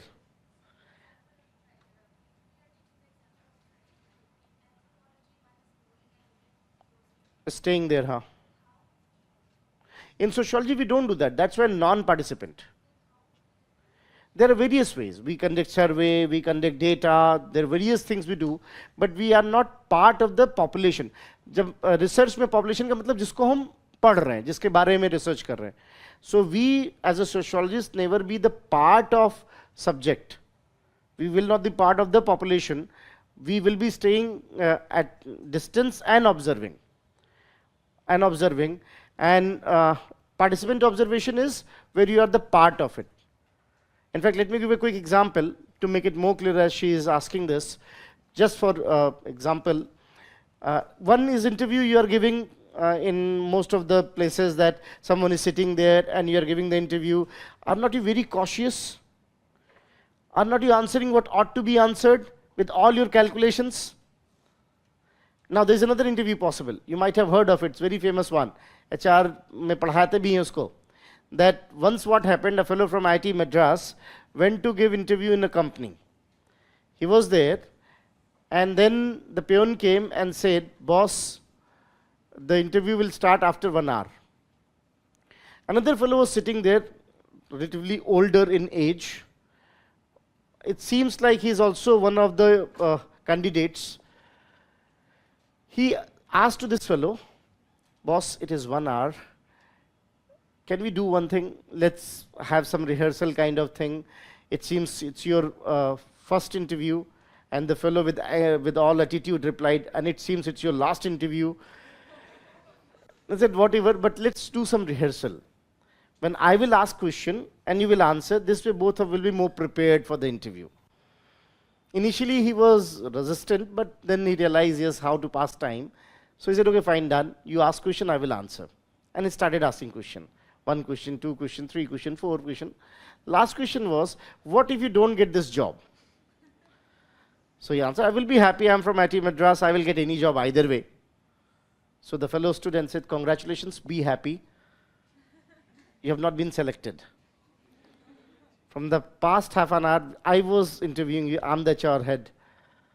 Now this is participant observation. You became part of it. You became part of it, and then your true self came up. Otherwise, inside, no, I want to realize the potential by helping organization to the grow, whatever. That is something which is from a distance. That's why, उसमें भी ऐसा नहीं कि distance से चीजें जानी नहीं जा सकती. There are ways.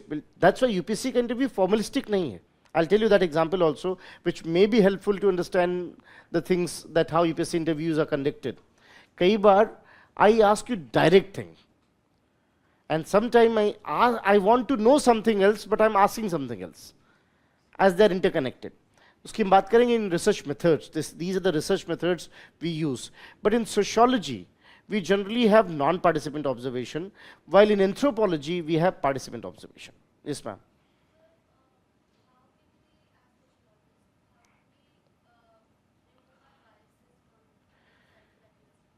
This is the biggest challenge. That is called problem of objectivity. अभी तो हम research में नहीं, तो I don't want to talk much about it. But her question is there as a topic, problem of objectivity. Her question is how to remove your bias while observing something. And I remember one of my teachers, big name, Professor Y. Singh, Yogendra Singh, he's in your syllabus also in second paper, he gave the answer. That was mind-blogging. He said, accepting that you're biased is how you can overcome to it.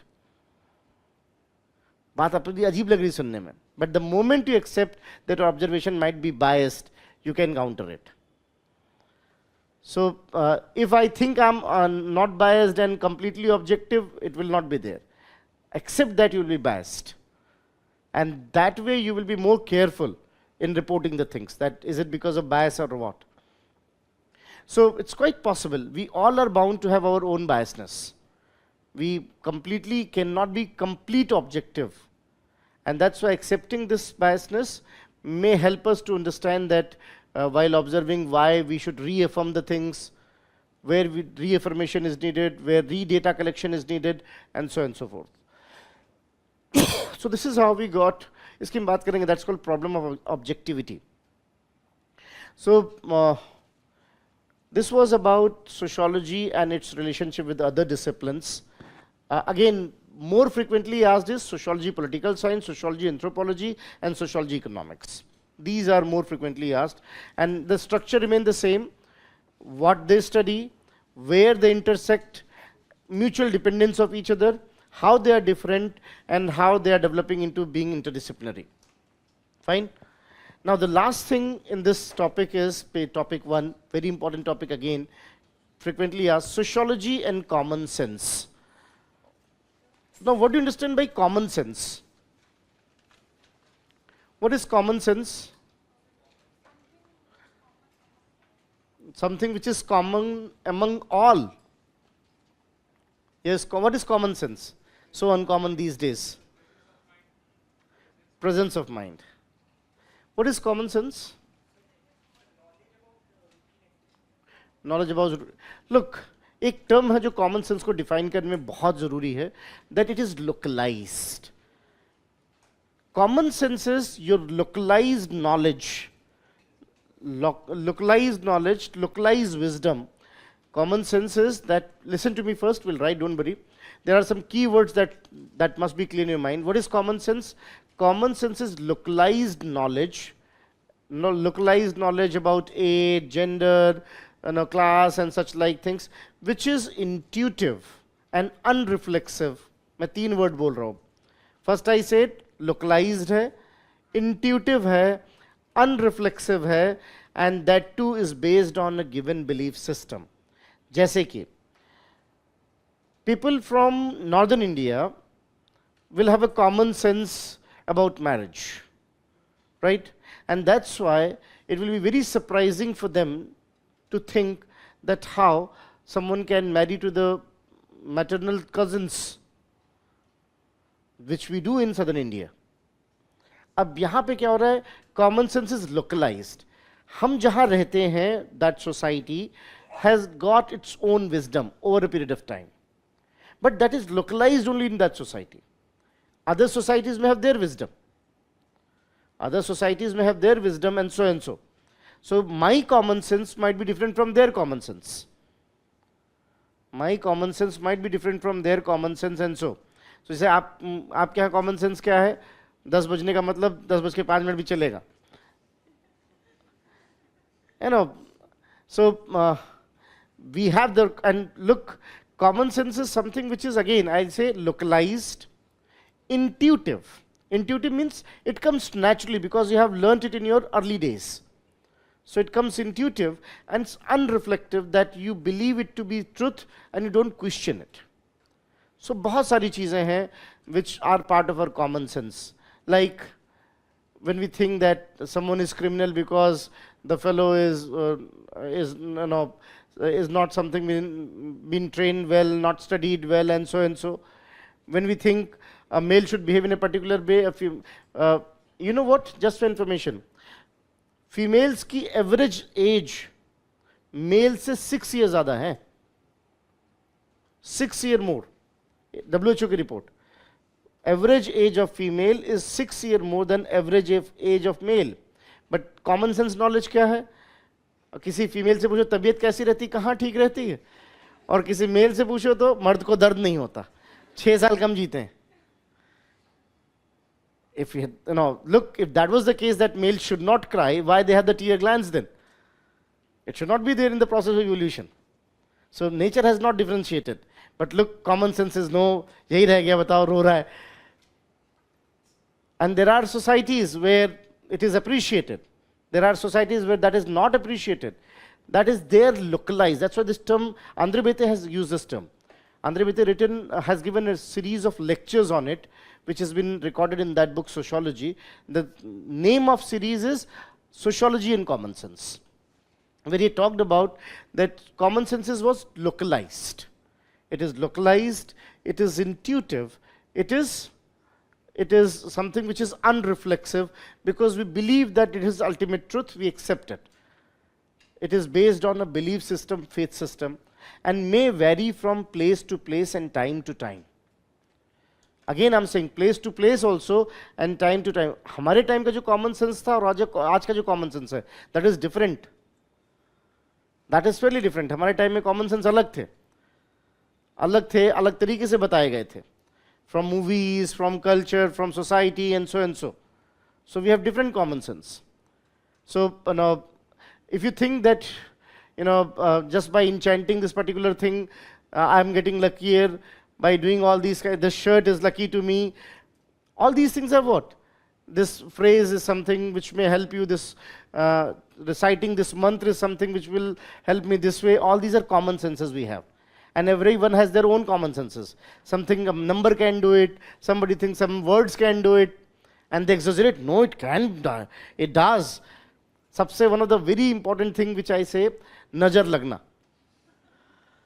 that you got bad eyes and black magic and these kind of things. I remember it was though a BA class in Aligarh University way back. I was explaining, that was topic given to me, the Fraser's magic. There's one fellow, James Fraser, he talked about magic a lot. I almost spent 15-20 minutes explaining, and that girl says, नहीं sir नजर लगती है. आप कैसे कह सकते हो? मैंने कहा फिर आप नजर लगा ही दो मुझे, मैं भी कहने को हो जाऊंगा. किसी ने मुझे भी नजर लगाई. नजर लगती है तब जब आप मानते हो कि लगती है. Then your behavior get changed. This is called placebo. In psychology, this is called placebo.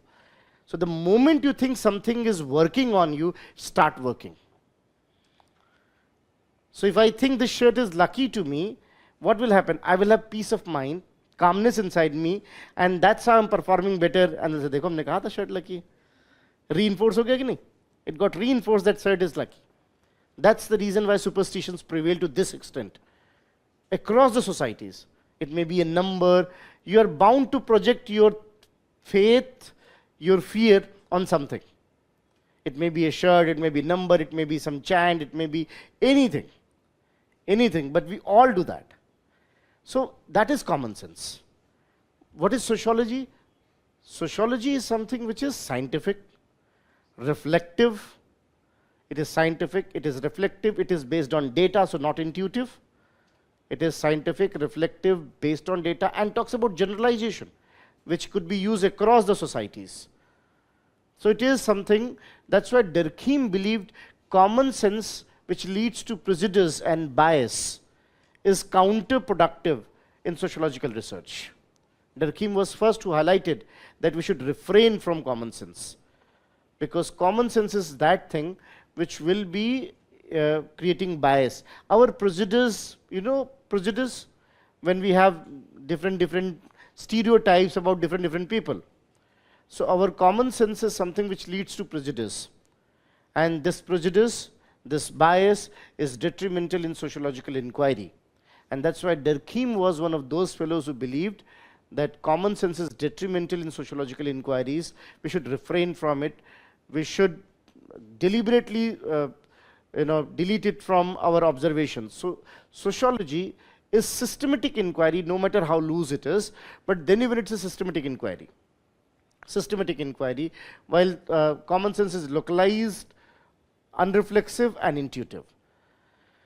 So this way, most of the people earlier believed, चाहे Durkheim की बात करें, Auguste Comte की बात करें, and many more, they all believed that common sense should be taken out of the equation, or you should refrain from the common sense when you are doing sociological inquiry. It should be out of equation. But later on, we also believed that no, sociology and common sense could be complementary also. Why? According to Merton, most of the subject matter of sociology came from a common sense working as a potential hypothesis. So common sense provide a potential hypothesis whether that is right or not. आपका subject matter आ तो society से ही रहा. So from where you're getting it? You are getting it from society based on some observations. So I observed, let's say I observed that male are stronger than female as a common sense, and I put a question mark. Is it really the case? That's how sociological research starts. Suicide seems to be an individual thing. Is it really the case? That's how Durkheim studied sociology, that suicide is not individualistic thing. So don't you think common sense is giving us the subject matter as a hypothesis? That's why common sense is very important to do sociological research, so that we get certain thing. In common sense, we accept it as it is. In sociology, common sense work as a potential hypothesis. Those who are not doing research, what is hypothesis? Hypothesis is something which is subject to test to be right or wrong. So each common sense is a potential hypothesis in sociology. And this way Merton believed that no, common sense is very useful for sociological research. उसके बिना research possible ही नहीं है, because each common sense has become one or the other hypothesis. Is it really that God has made the world? That's how you started identifying the sociology of religion. Is it really that someone was very superior and that's why became prime minister? or there are other factors.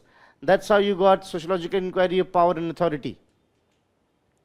So this way common sense provide us hypothesis to be examined in sociological inquiry, and that way common sense and sociology are not contradictory, they are rather complementary. Not only that, common sense not only gives new question, but also validates a few things. Also. So whatever sociological inquiries are, how useful they are, that is validated on the basis of common sense. So maybe common sense proven right or wrong, maybe a few common sense might be right also. But there are various common sense which might be right also, there are various common sense which might be wrong also. And this way existing common sense is getting validated by sociology. Is validated by sociology too. So you work hard and you get result, a common sense is validated by sociology that yes, it seems right. So this way sociology and common sense could be contradictory. Earlier people were deliberately saying ki stay away from it. But later on they believed that no, don't do this kind of thing. Common sense is something which provides the hypothesis. Don't accept it on the face value, question it. So this way, most of the sociological researches these days are actually based on what? One of the given common sense to be examined. कि सच है भी या नहीं है, to what extent right, to what extent wrong, and why so. So, male are superior, female are inferior, common sense. We question, is it really the case? And then we came to know certain reasons why, though biologically females are superior, but in society males were considered superior. There are reasons for it. So this way, common sense provides hypothesis for various research. And not only that, all the major research, if you see, you know what, are outcome of serendipity. There's one thing called serendipity, that by chance, accidental discoveries as you call it. So by chance, अब Newton के ऊपर सेब गिरा, by chance. It was common sense that there is something worth observing. And that's how we got that discovery. So common sense is not that detrimental. Making sense? एक और बात भी है. And that is something which is little radical. There is a school called ethnomethodology. Ethnomethodology, that is another school in philosophy and also in sociology. Garfinkel had started it. And you know what Garfinkel had said? Let's say if I'm saying PRAM, मैंने आपको पहले भी example दिया था, RAM. For you, it has something different meaning, and for someone in Europe, it has a different meaning. Right? So for you, RAM is a big thing, and for them, they might be thinking of their computer. What is happening? Isn't your common sense is driving your interpretation? If there is a leaf here, a botanist will think differently. अच्छा ये leaf में ऐसा है तो must be this kind of gymnosperm, यही मुझे पता, इससे ज़्यादा नहीं पता. Gymnosperm, angiosperm, that kind of thing. You know, might be thinking differently. If the leaf is there before an artist, such a design is this. This could be, color combination is looking good. So how much we think is guided by our common sense, says Garfinkel. Even how we think is guided by our common sense, the kind of exposure we have. In fact, this Garfinkel, I found Garfinkel very right. I remember one of my friend, very old friend from high school days, वही तो दोस्त होते हैं, बाकी तो सिर्फ जान पहचान होती है. He is in Delhi, is now Joint Commissioner Income Tax. तो हम लोग रोज शाम को मिलते हैं, almost सभी का अड्डा होता हमारा भी है.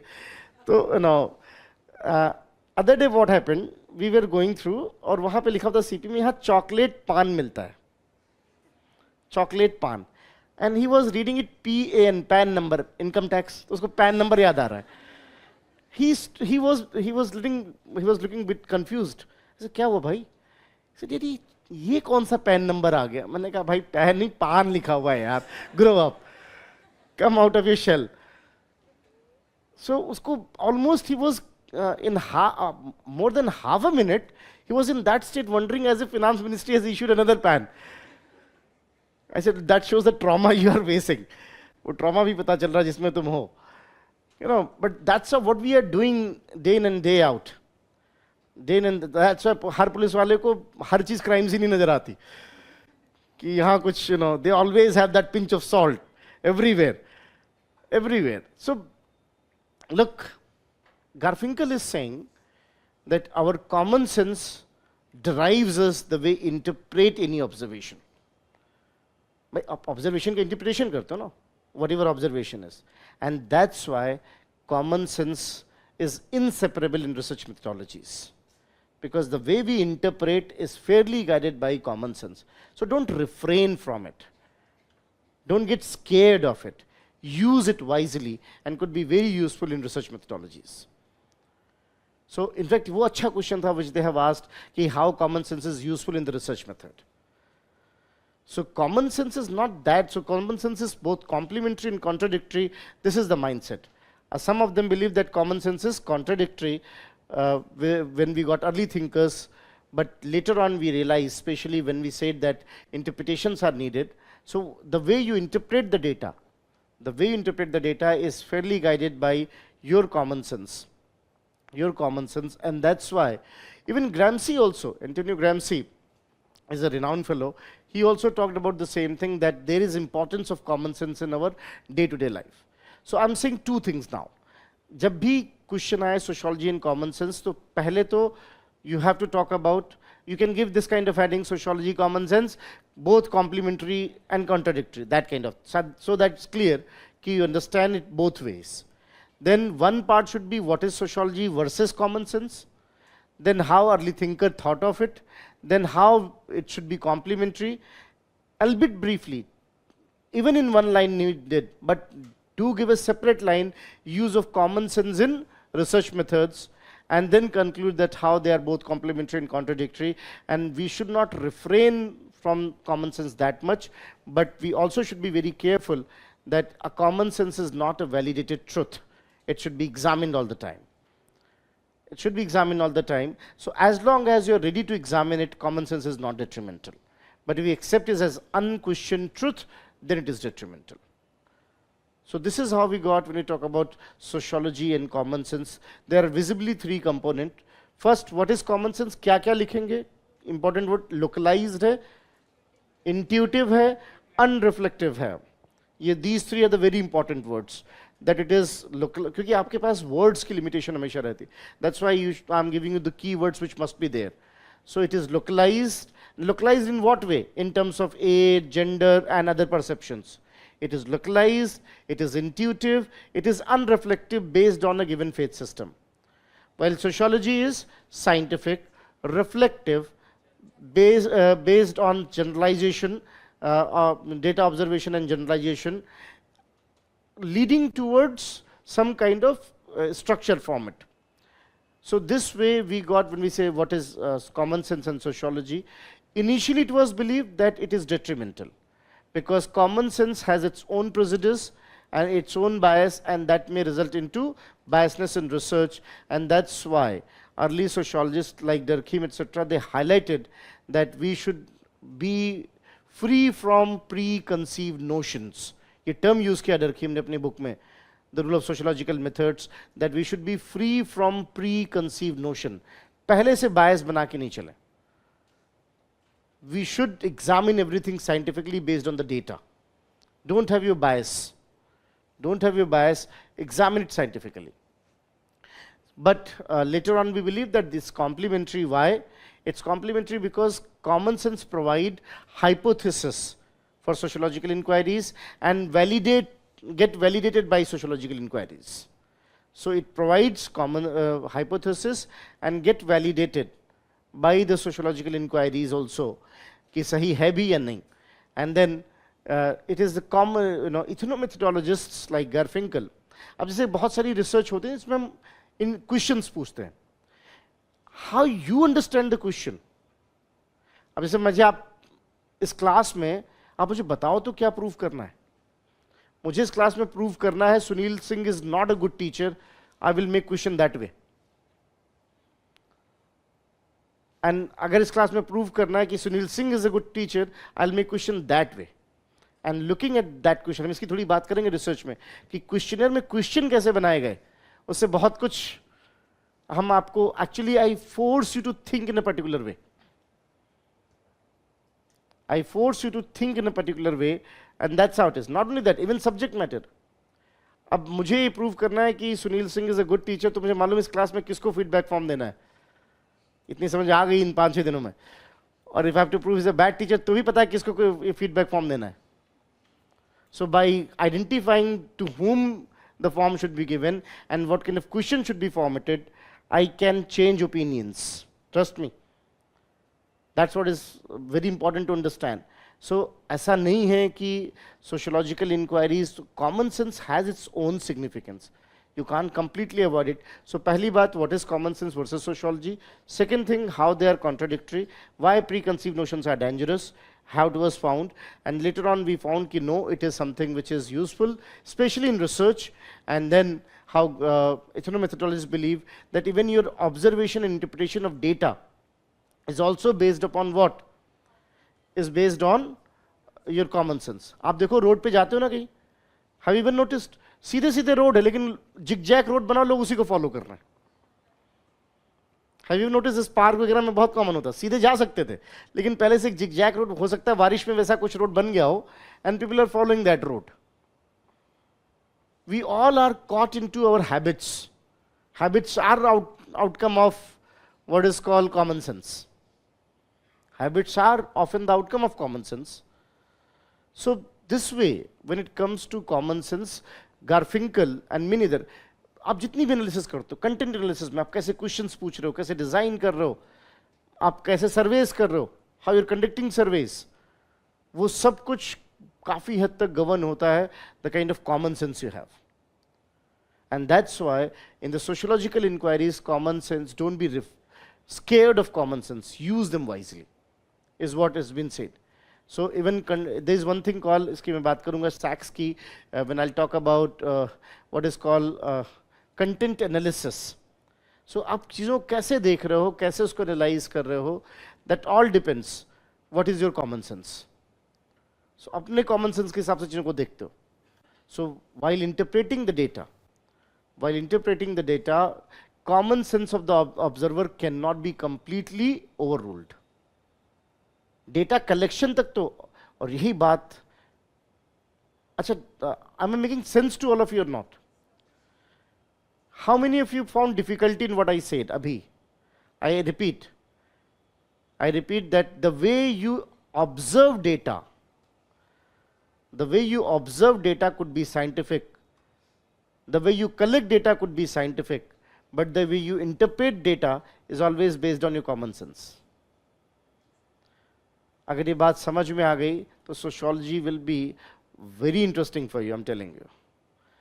क्योंकि यही पूरी मारामारी भी है सभी सोशल साइंसेज में कि हम इंटरप्रेट हमेशा अपने कॉमन सेंस से ही करेंगे. And this is what Weber had said कि make sure you are as scientific as possible while collecting data, क्योंकि इंटरप्रिटेशन में तो तुम्हारी मजबूरी है, कुछ कर नहीं सकते. इंटरप्रिटेशन हमेशा आपके बायस के ऊपर ही होएगा. सो अगर आपका डेटा साइंटिफिक है तो I may have a different meaning, you may have a different meaning, and that's how science grows. So this way, by the way, इस पे और बातें भी होंगी आगे, but overall this was about sociology and common sense. So whenever they're asking question, 150 words maximum. So what you have to do, at least 50, 30, 40 words. What is sociology and common sense? 30, 40 words, how they are contradictory. 30, 40 words, how they are complementary. And at least 10, 20 words for how they are useful in research methods. So this was about sociology and common sense. Making sense? All right. So we can write it? Nahin? All right. Sociology and common sense. जो नाम जरूर लिखिएगा, that is Andre बेते. According to Andre बेते, क्योंकि India में जो भी copy check कर रहा होगा वो आंद्रे बेते की स्पीच से वाकिफ होगा. No matter whosoever is checking copy.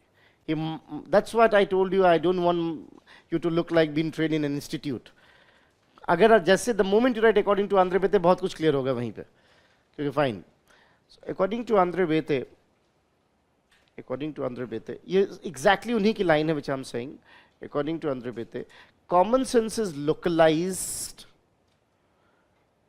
common sense is localized, intuitive, common sense is localized, intuitive, localized, intuitive, unreflexive,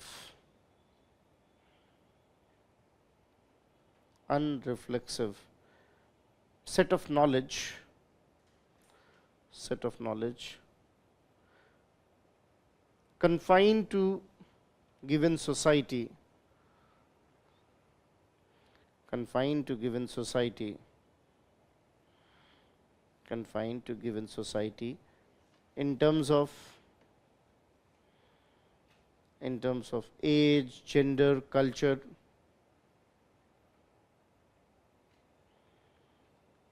in terms of age, gender and culture, and a given faith system, and a given faith system. तो 4 word हैं जरूर दिखने चाहिए, localized, intuitive, unreflexive and a given faith system. ये 4 जरूर दिखें, बाकी ठीक है how you are writing it. Localized in terms of what, age, gender, etc. जैसे बहुत फर्क है, कॉमन सेंस ही है.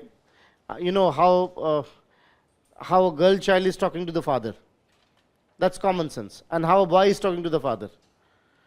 And what is the father is from UP का father means वो Zakir Hussain, right? Zakir Khan rightly said UP का father means quantum physics. So no, that kind of thing.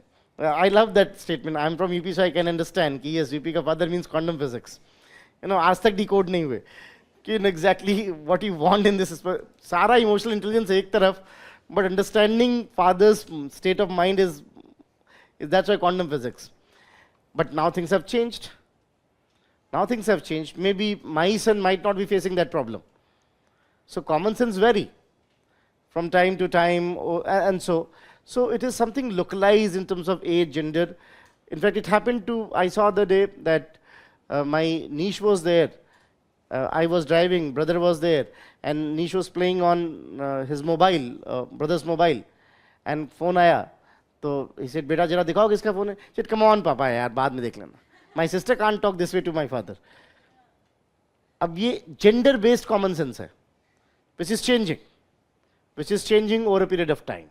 ऐसे as based common sense. मेरे घर में पहला आदमी हूँ जिसने अपने जूनियर या अपने छोटों से गले मिलना शुरू किया, नहीं तो पैर ही छूने की परंपरा थी. आई स्टार्टेड दैट कि ग्रो अप, लेट्स चिल, इससे थोड़ा आप यंग फील करते हो, so this is how, I was the one who started it. And obviously I face retaliation also from the seniors कि ऐसे तो इनडिसिप्लिन्ड हो जाएंगे, ये वो whatever. So this is something, that's why I think in terms of age, gender, and confined to a society. Each society has its own local wisdom. So this is how Andre Bete says it's a localized, intuitive, and unreflexive, based on a given faith system. While sociology is scientific, data-driven, and attempts for generalization,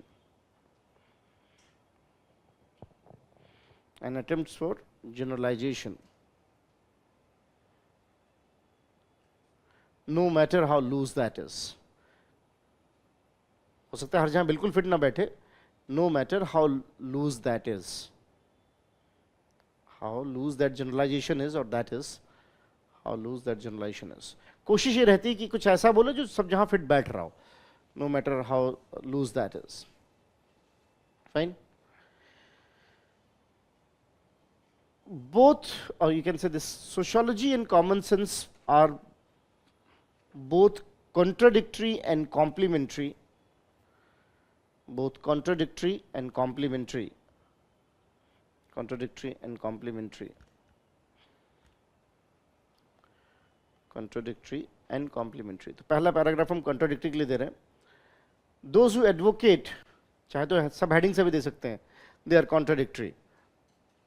You can give a subheading, they are contradictory. can say most of the early sociologists, most of the early sociologists advocated that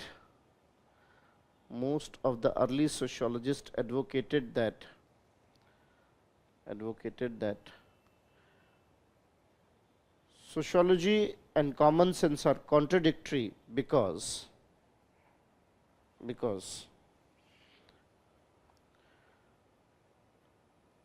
the common sense results in biasness and prejudice. Common sense results in biasness and prejudice.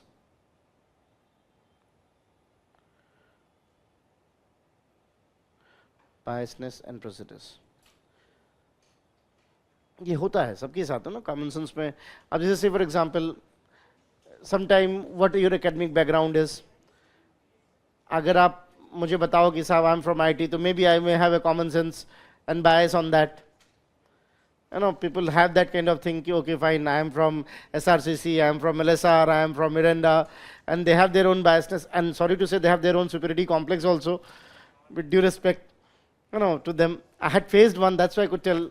I remember my MA days, and when I came in MA, that was very common with me, that I came from Allahabad. Allahabad has its own type of English. We used to say, you drink cigarette, that kind of thing. And then when we came here, and when we got colleagues from Miranda and these places, speaking in that typical Shakespearean flamboyant English, professors answering them, we are looking at both understanding none, chal kya raha hai. This was its own bias, having their own, that's why those who are from these colleges, they have their complexes, with due respect. I'm not against, this is because of common sense. This is called halo effect also. There's one thing called halo effect. Halo effect is where so if you know that I'm from Cambridge, you will treat me differently, for sure. जबकि Cambridge में भी गधे थे, ऐसी बात नहीं है. There were idiots in Cambridge too. Because Cambridge also got what is called that finance quota. So वहाँ भी गधे हो सकते हैं, लेकिन नहीं, this is how you're behaving. So this is called halo effect. Halo effect को हिंदी में भौकाल बोलते हैं. But अंग्रेजी में अच्छा लग रहा है ना? Halo effect got its own halo effect. That when you are saying it got halo effect. So in research we'll talk about it, कि sometimes you get biased commonsensically. That should be neutralized. So you should not have your prejudice that someone from that area is always like that. So please, I love that, I don't know whether you've seen that social media advertisement or not. I am from UP, but मेरे चाचा विधायक नहीं है. I am from Bengal, but I don't do the black magic. I am from Tamil, but I don't do only lungi dance. That kind of thing. Because we all have prejudice in our minds. Someone from there means this. Look, yes, I must say, UP, look how you had made image of UP. Mirzapur hashtag. This is what? This is not good. UP got one of the greatest minds of all time. And I can name many. And if you allow me to flaunt, one is standing in front of you. But look south. Whatever respect you have in the Western world, is most of India is primarily because of the Southern Indians. But here, how your movies stereotype them. Sikil and lungi dance all the time. And coconut. This is how we make prejudices. So pride and prejudice are very serious problems. We all have this. We all have this, and in fact, there's a famous book also, Pride and Prejudice. So, bilkul, all right. It's a very famous novel, I know. So, this is how, when it comes to this idea that how common sense can result into these prejudices. So, what have you written? Bias and prejudice, which may alter the sociological inquiry. Which may alter the sociological inquiries. May alter the sociological inquiries. Sociological inquiries. Now, ये एक additional है, चाहें तो आप add कर सकते हैं, depend करता है उसमें आपके पास कितना space है. These common sense ये लोग जो contradictory हैं वो मानते हैं ऐसा, these common sense are often outcome of, 1-2 करके भी लिख सकते हैं या एक लाइन में लिख सकते हैं, are often outcome of biological perspectives,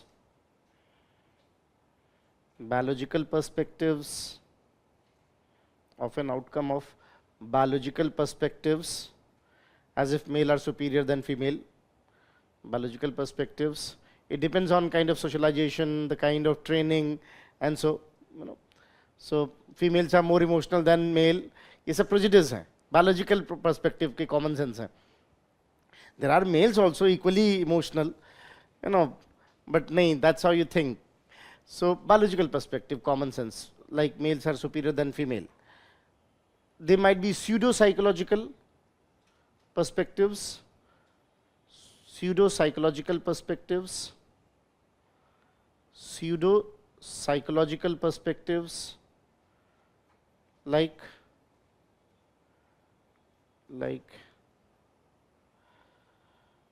those who are drunk misbehave. It's pseudo-psychological, it's not something established. So the moment you are drunk, your bargaining power reduces. Just because you are drunk, no matter how you're behaving. That's why, if you are drunk, automatically you believe कि हाँ इन्होंने किया होगा. Mischievous. It's pseudo-psychological. I'm not justifying alcoholism or inebriation. Don't think that way. Ki go and get inebriated. I'm not saying that way, but yes, those who are drunk always misbehave is a pseudo-psychological thing. And please, मैं फिर यहाँ पे disclaimer दे रहा हूँ. I'm not justifying it, but this is pseudo-psychological. Pseudo-psychological. या आपको लगता है those who has been in jail are always criminals. They might have done it. कई बार इसका misuse होता है. पता नहीं आपको मालूम है कि नहीं, pseudo-psychological की वजह से human rights का पूरा movement शुरू हुआ. What happened once in 1920s in USA? One fellow called the police and said, I had been beaten by a black. He has killed my pregnant wife. I am badly injured. Kindly rescue me. This was the call on helpline number of their, SOS number. Police immediately responded. And the fellow was rescued. Wife died. On the inputs from the fellow, a sketch was made of that black. One black was identified with a similar sketch, was punished also and hanged. He was given capital punishment, hanged. कैसा time हो गया? All right, I understand. मैं भी कभी आपकी as का था. All right. So, by the way, so far so good. एक black को identify भी कर लिया, सब कुछ हो गया. After 3 years, that fellow who made the call committed suicide. And in his suicide note he wrote, I killed my pregnant wife in order to get that insurance sum, and also framed a black, and now that guilt is so intense so that I could not survive, I'm killing myself. Now this put a question mark to that pseudo-psychological bias we had. And that's why black came on the streets. Ki, what is this? You hanged that fellow also because of your bias. So judiciary system was biased, police was biased. Individuals understand police was biased, judiciary system was biased. This is called pseudo-psychological bias. Pseudo-psychological bias, which is again coming from the common sense. So one could be biological perspective, common sense, pseudo-psychological, then religious moral. Third is religious moral perspective. Religious moral perspective. कि एक religion वाले ऐसे रहते हैं, this is how it is. Religious moral perspective. So common sense is something rooted into that, and these three are the sources of prejudice we have. And that's why most of the early sociologists said we should refrain from it. According to Durkheim, I can write, according to Durkheim,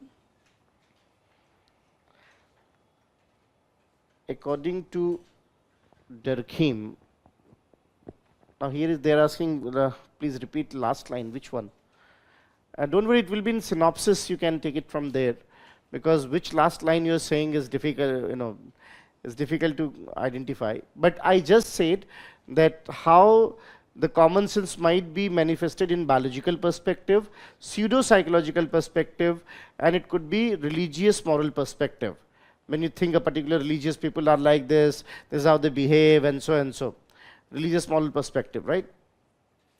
Then, according to Durkheim, in sociological inquiries, according to Durkheim, in sociological inquiries,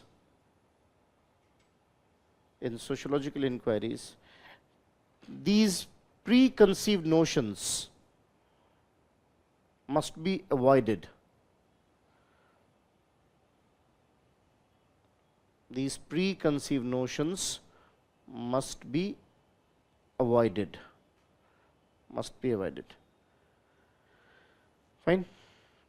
So that's how we got those who believe it is contradictory. Now next, they are complementary. Next, they are it will take 2 minutes, let's finish it. They are complementary. They are complementary. So we gave a subheading that they are contradictory, now they are complementary. They are complementary. A set of sociologists or a few sociologists find common sense and sociology to be complementary. Common sense and sociology to be complementary because it is through common sense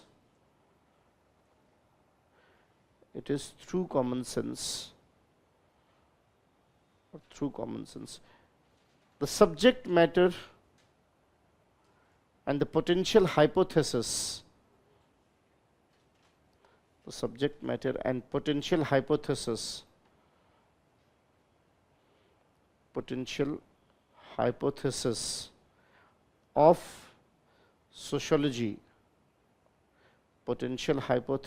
of sociology are identified.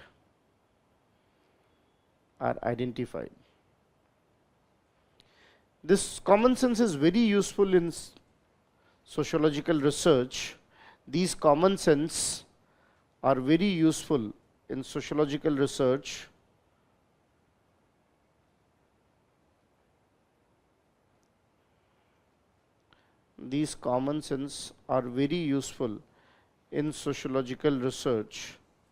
as once they are examined, get validated,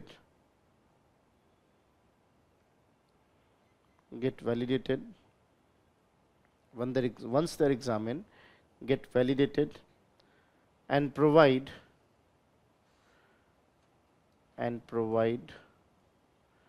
new set of potential hypothesis.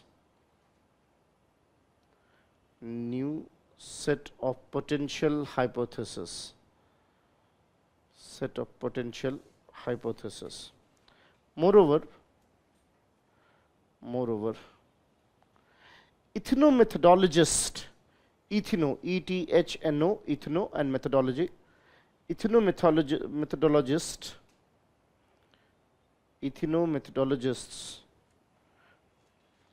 advocate that चाहे तो नाम लिख सकते हैं एक आध का, ethnomethodologist like Garfinkel, G-A-R-F-I-N-K-E-L, Garfinkel, F-I-N-K-E-L, Garfinkel. Ethnomethodologists like Garfinkel advocated that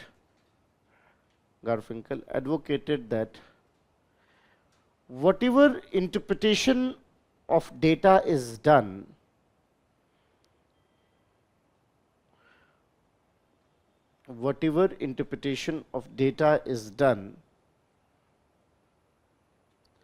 is fairly guided by the common sense. Is fairly guided by the common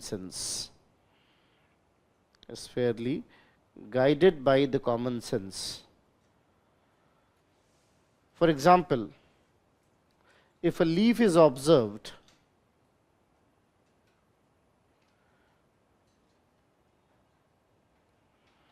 A leaf is observed. Botanists will interpret it. Botanists will interpret it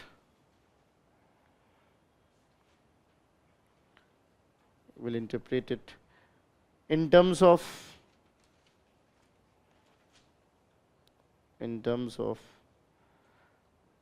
its biological characteristics.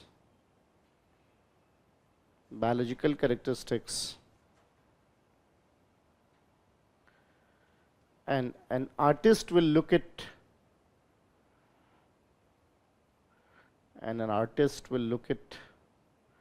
in terms of color combinations. अच्छा, this line I have taken from Marshall. Gordon Marshall's की dictionary है sociology की.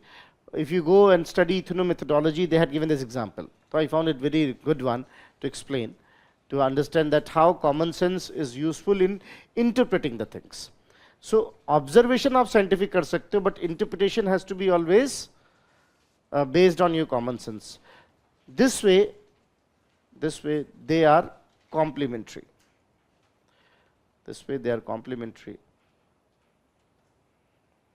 They are complementary. And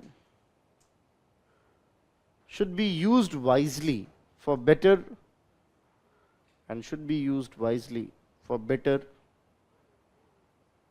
sociological findings and interpretations.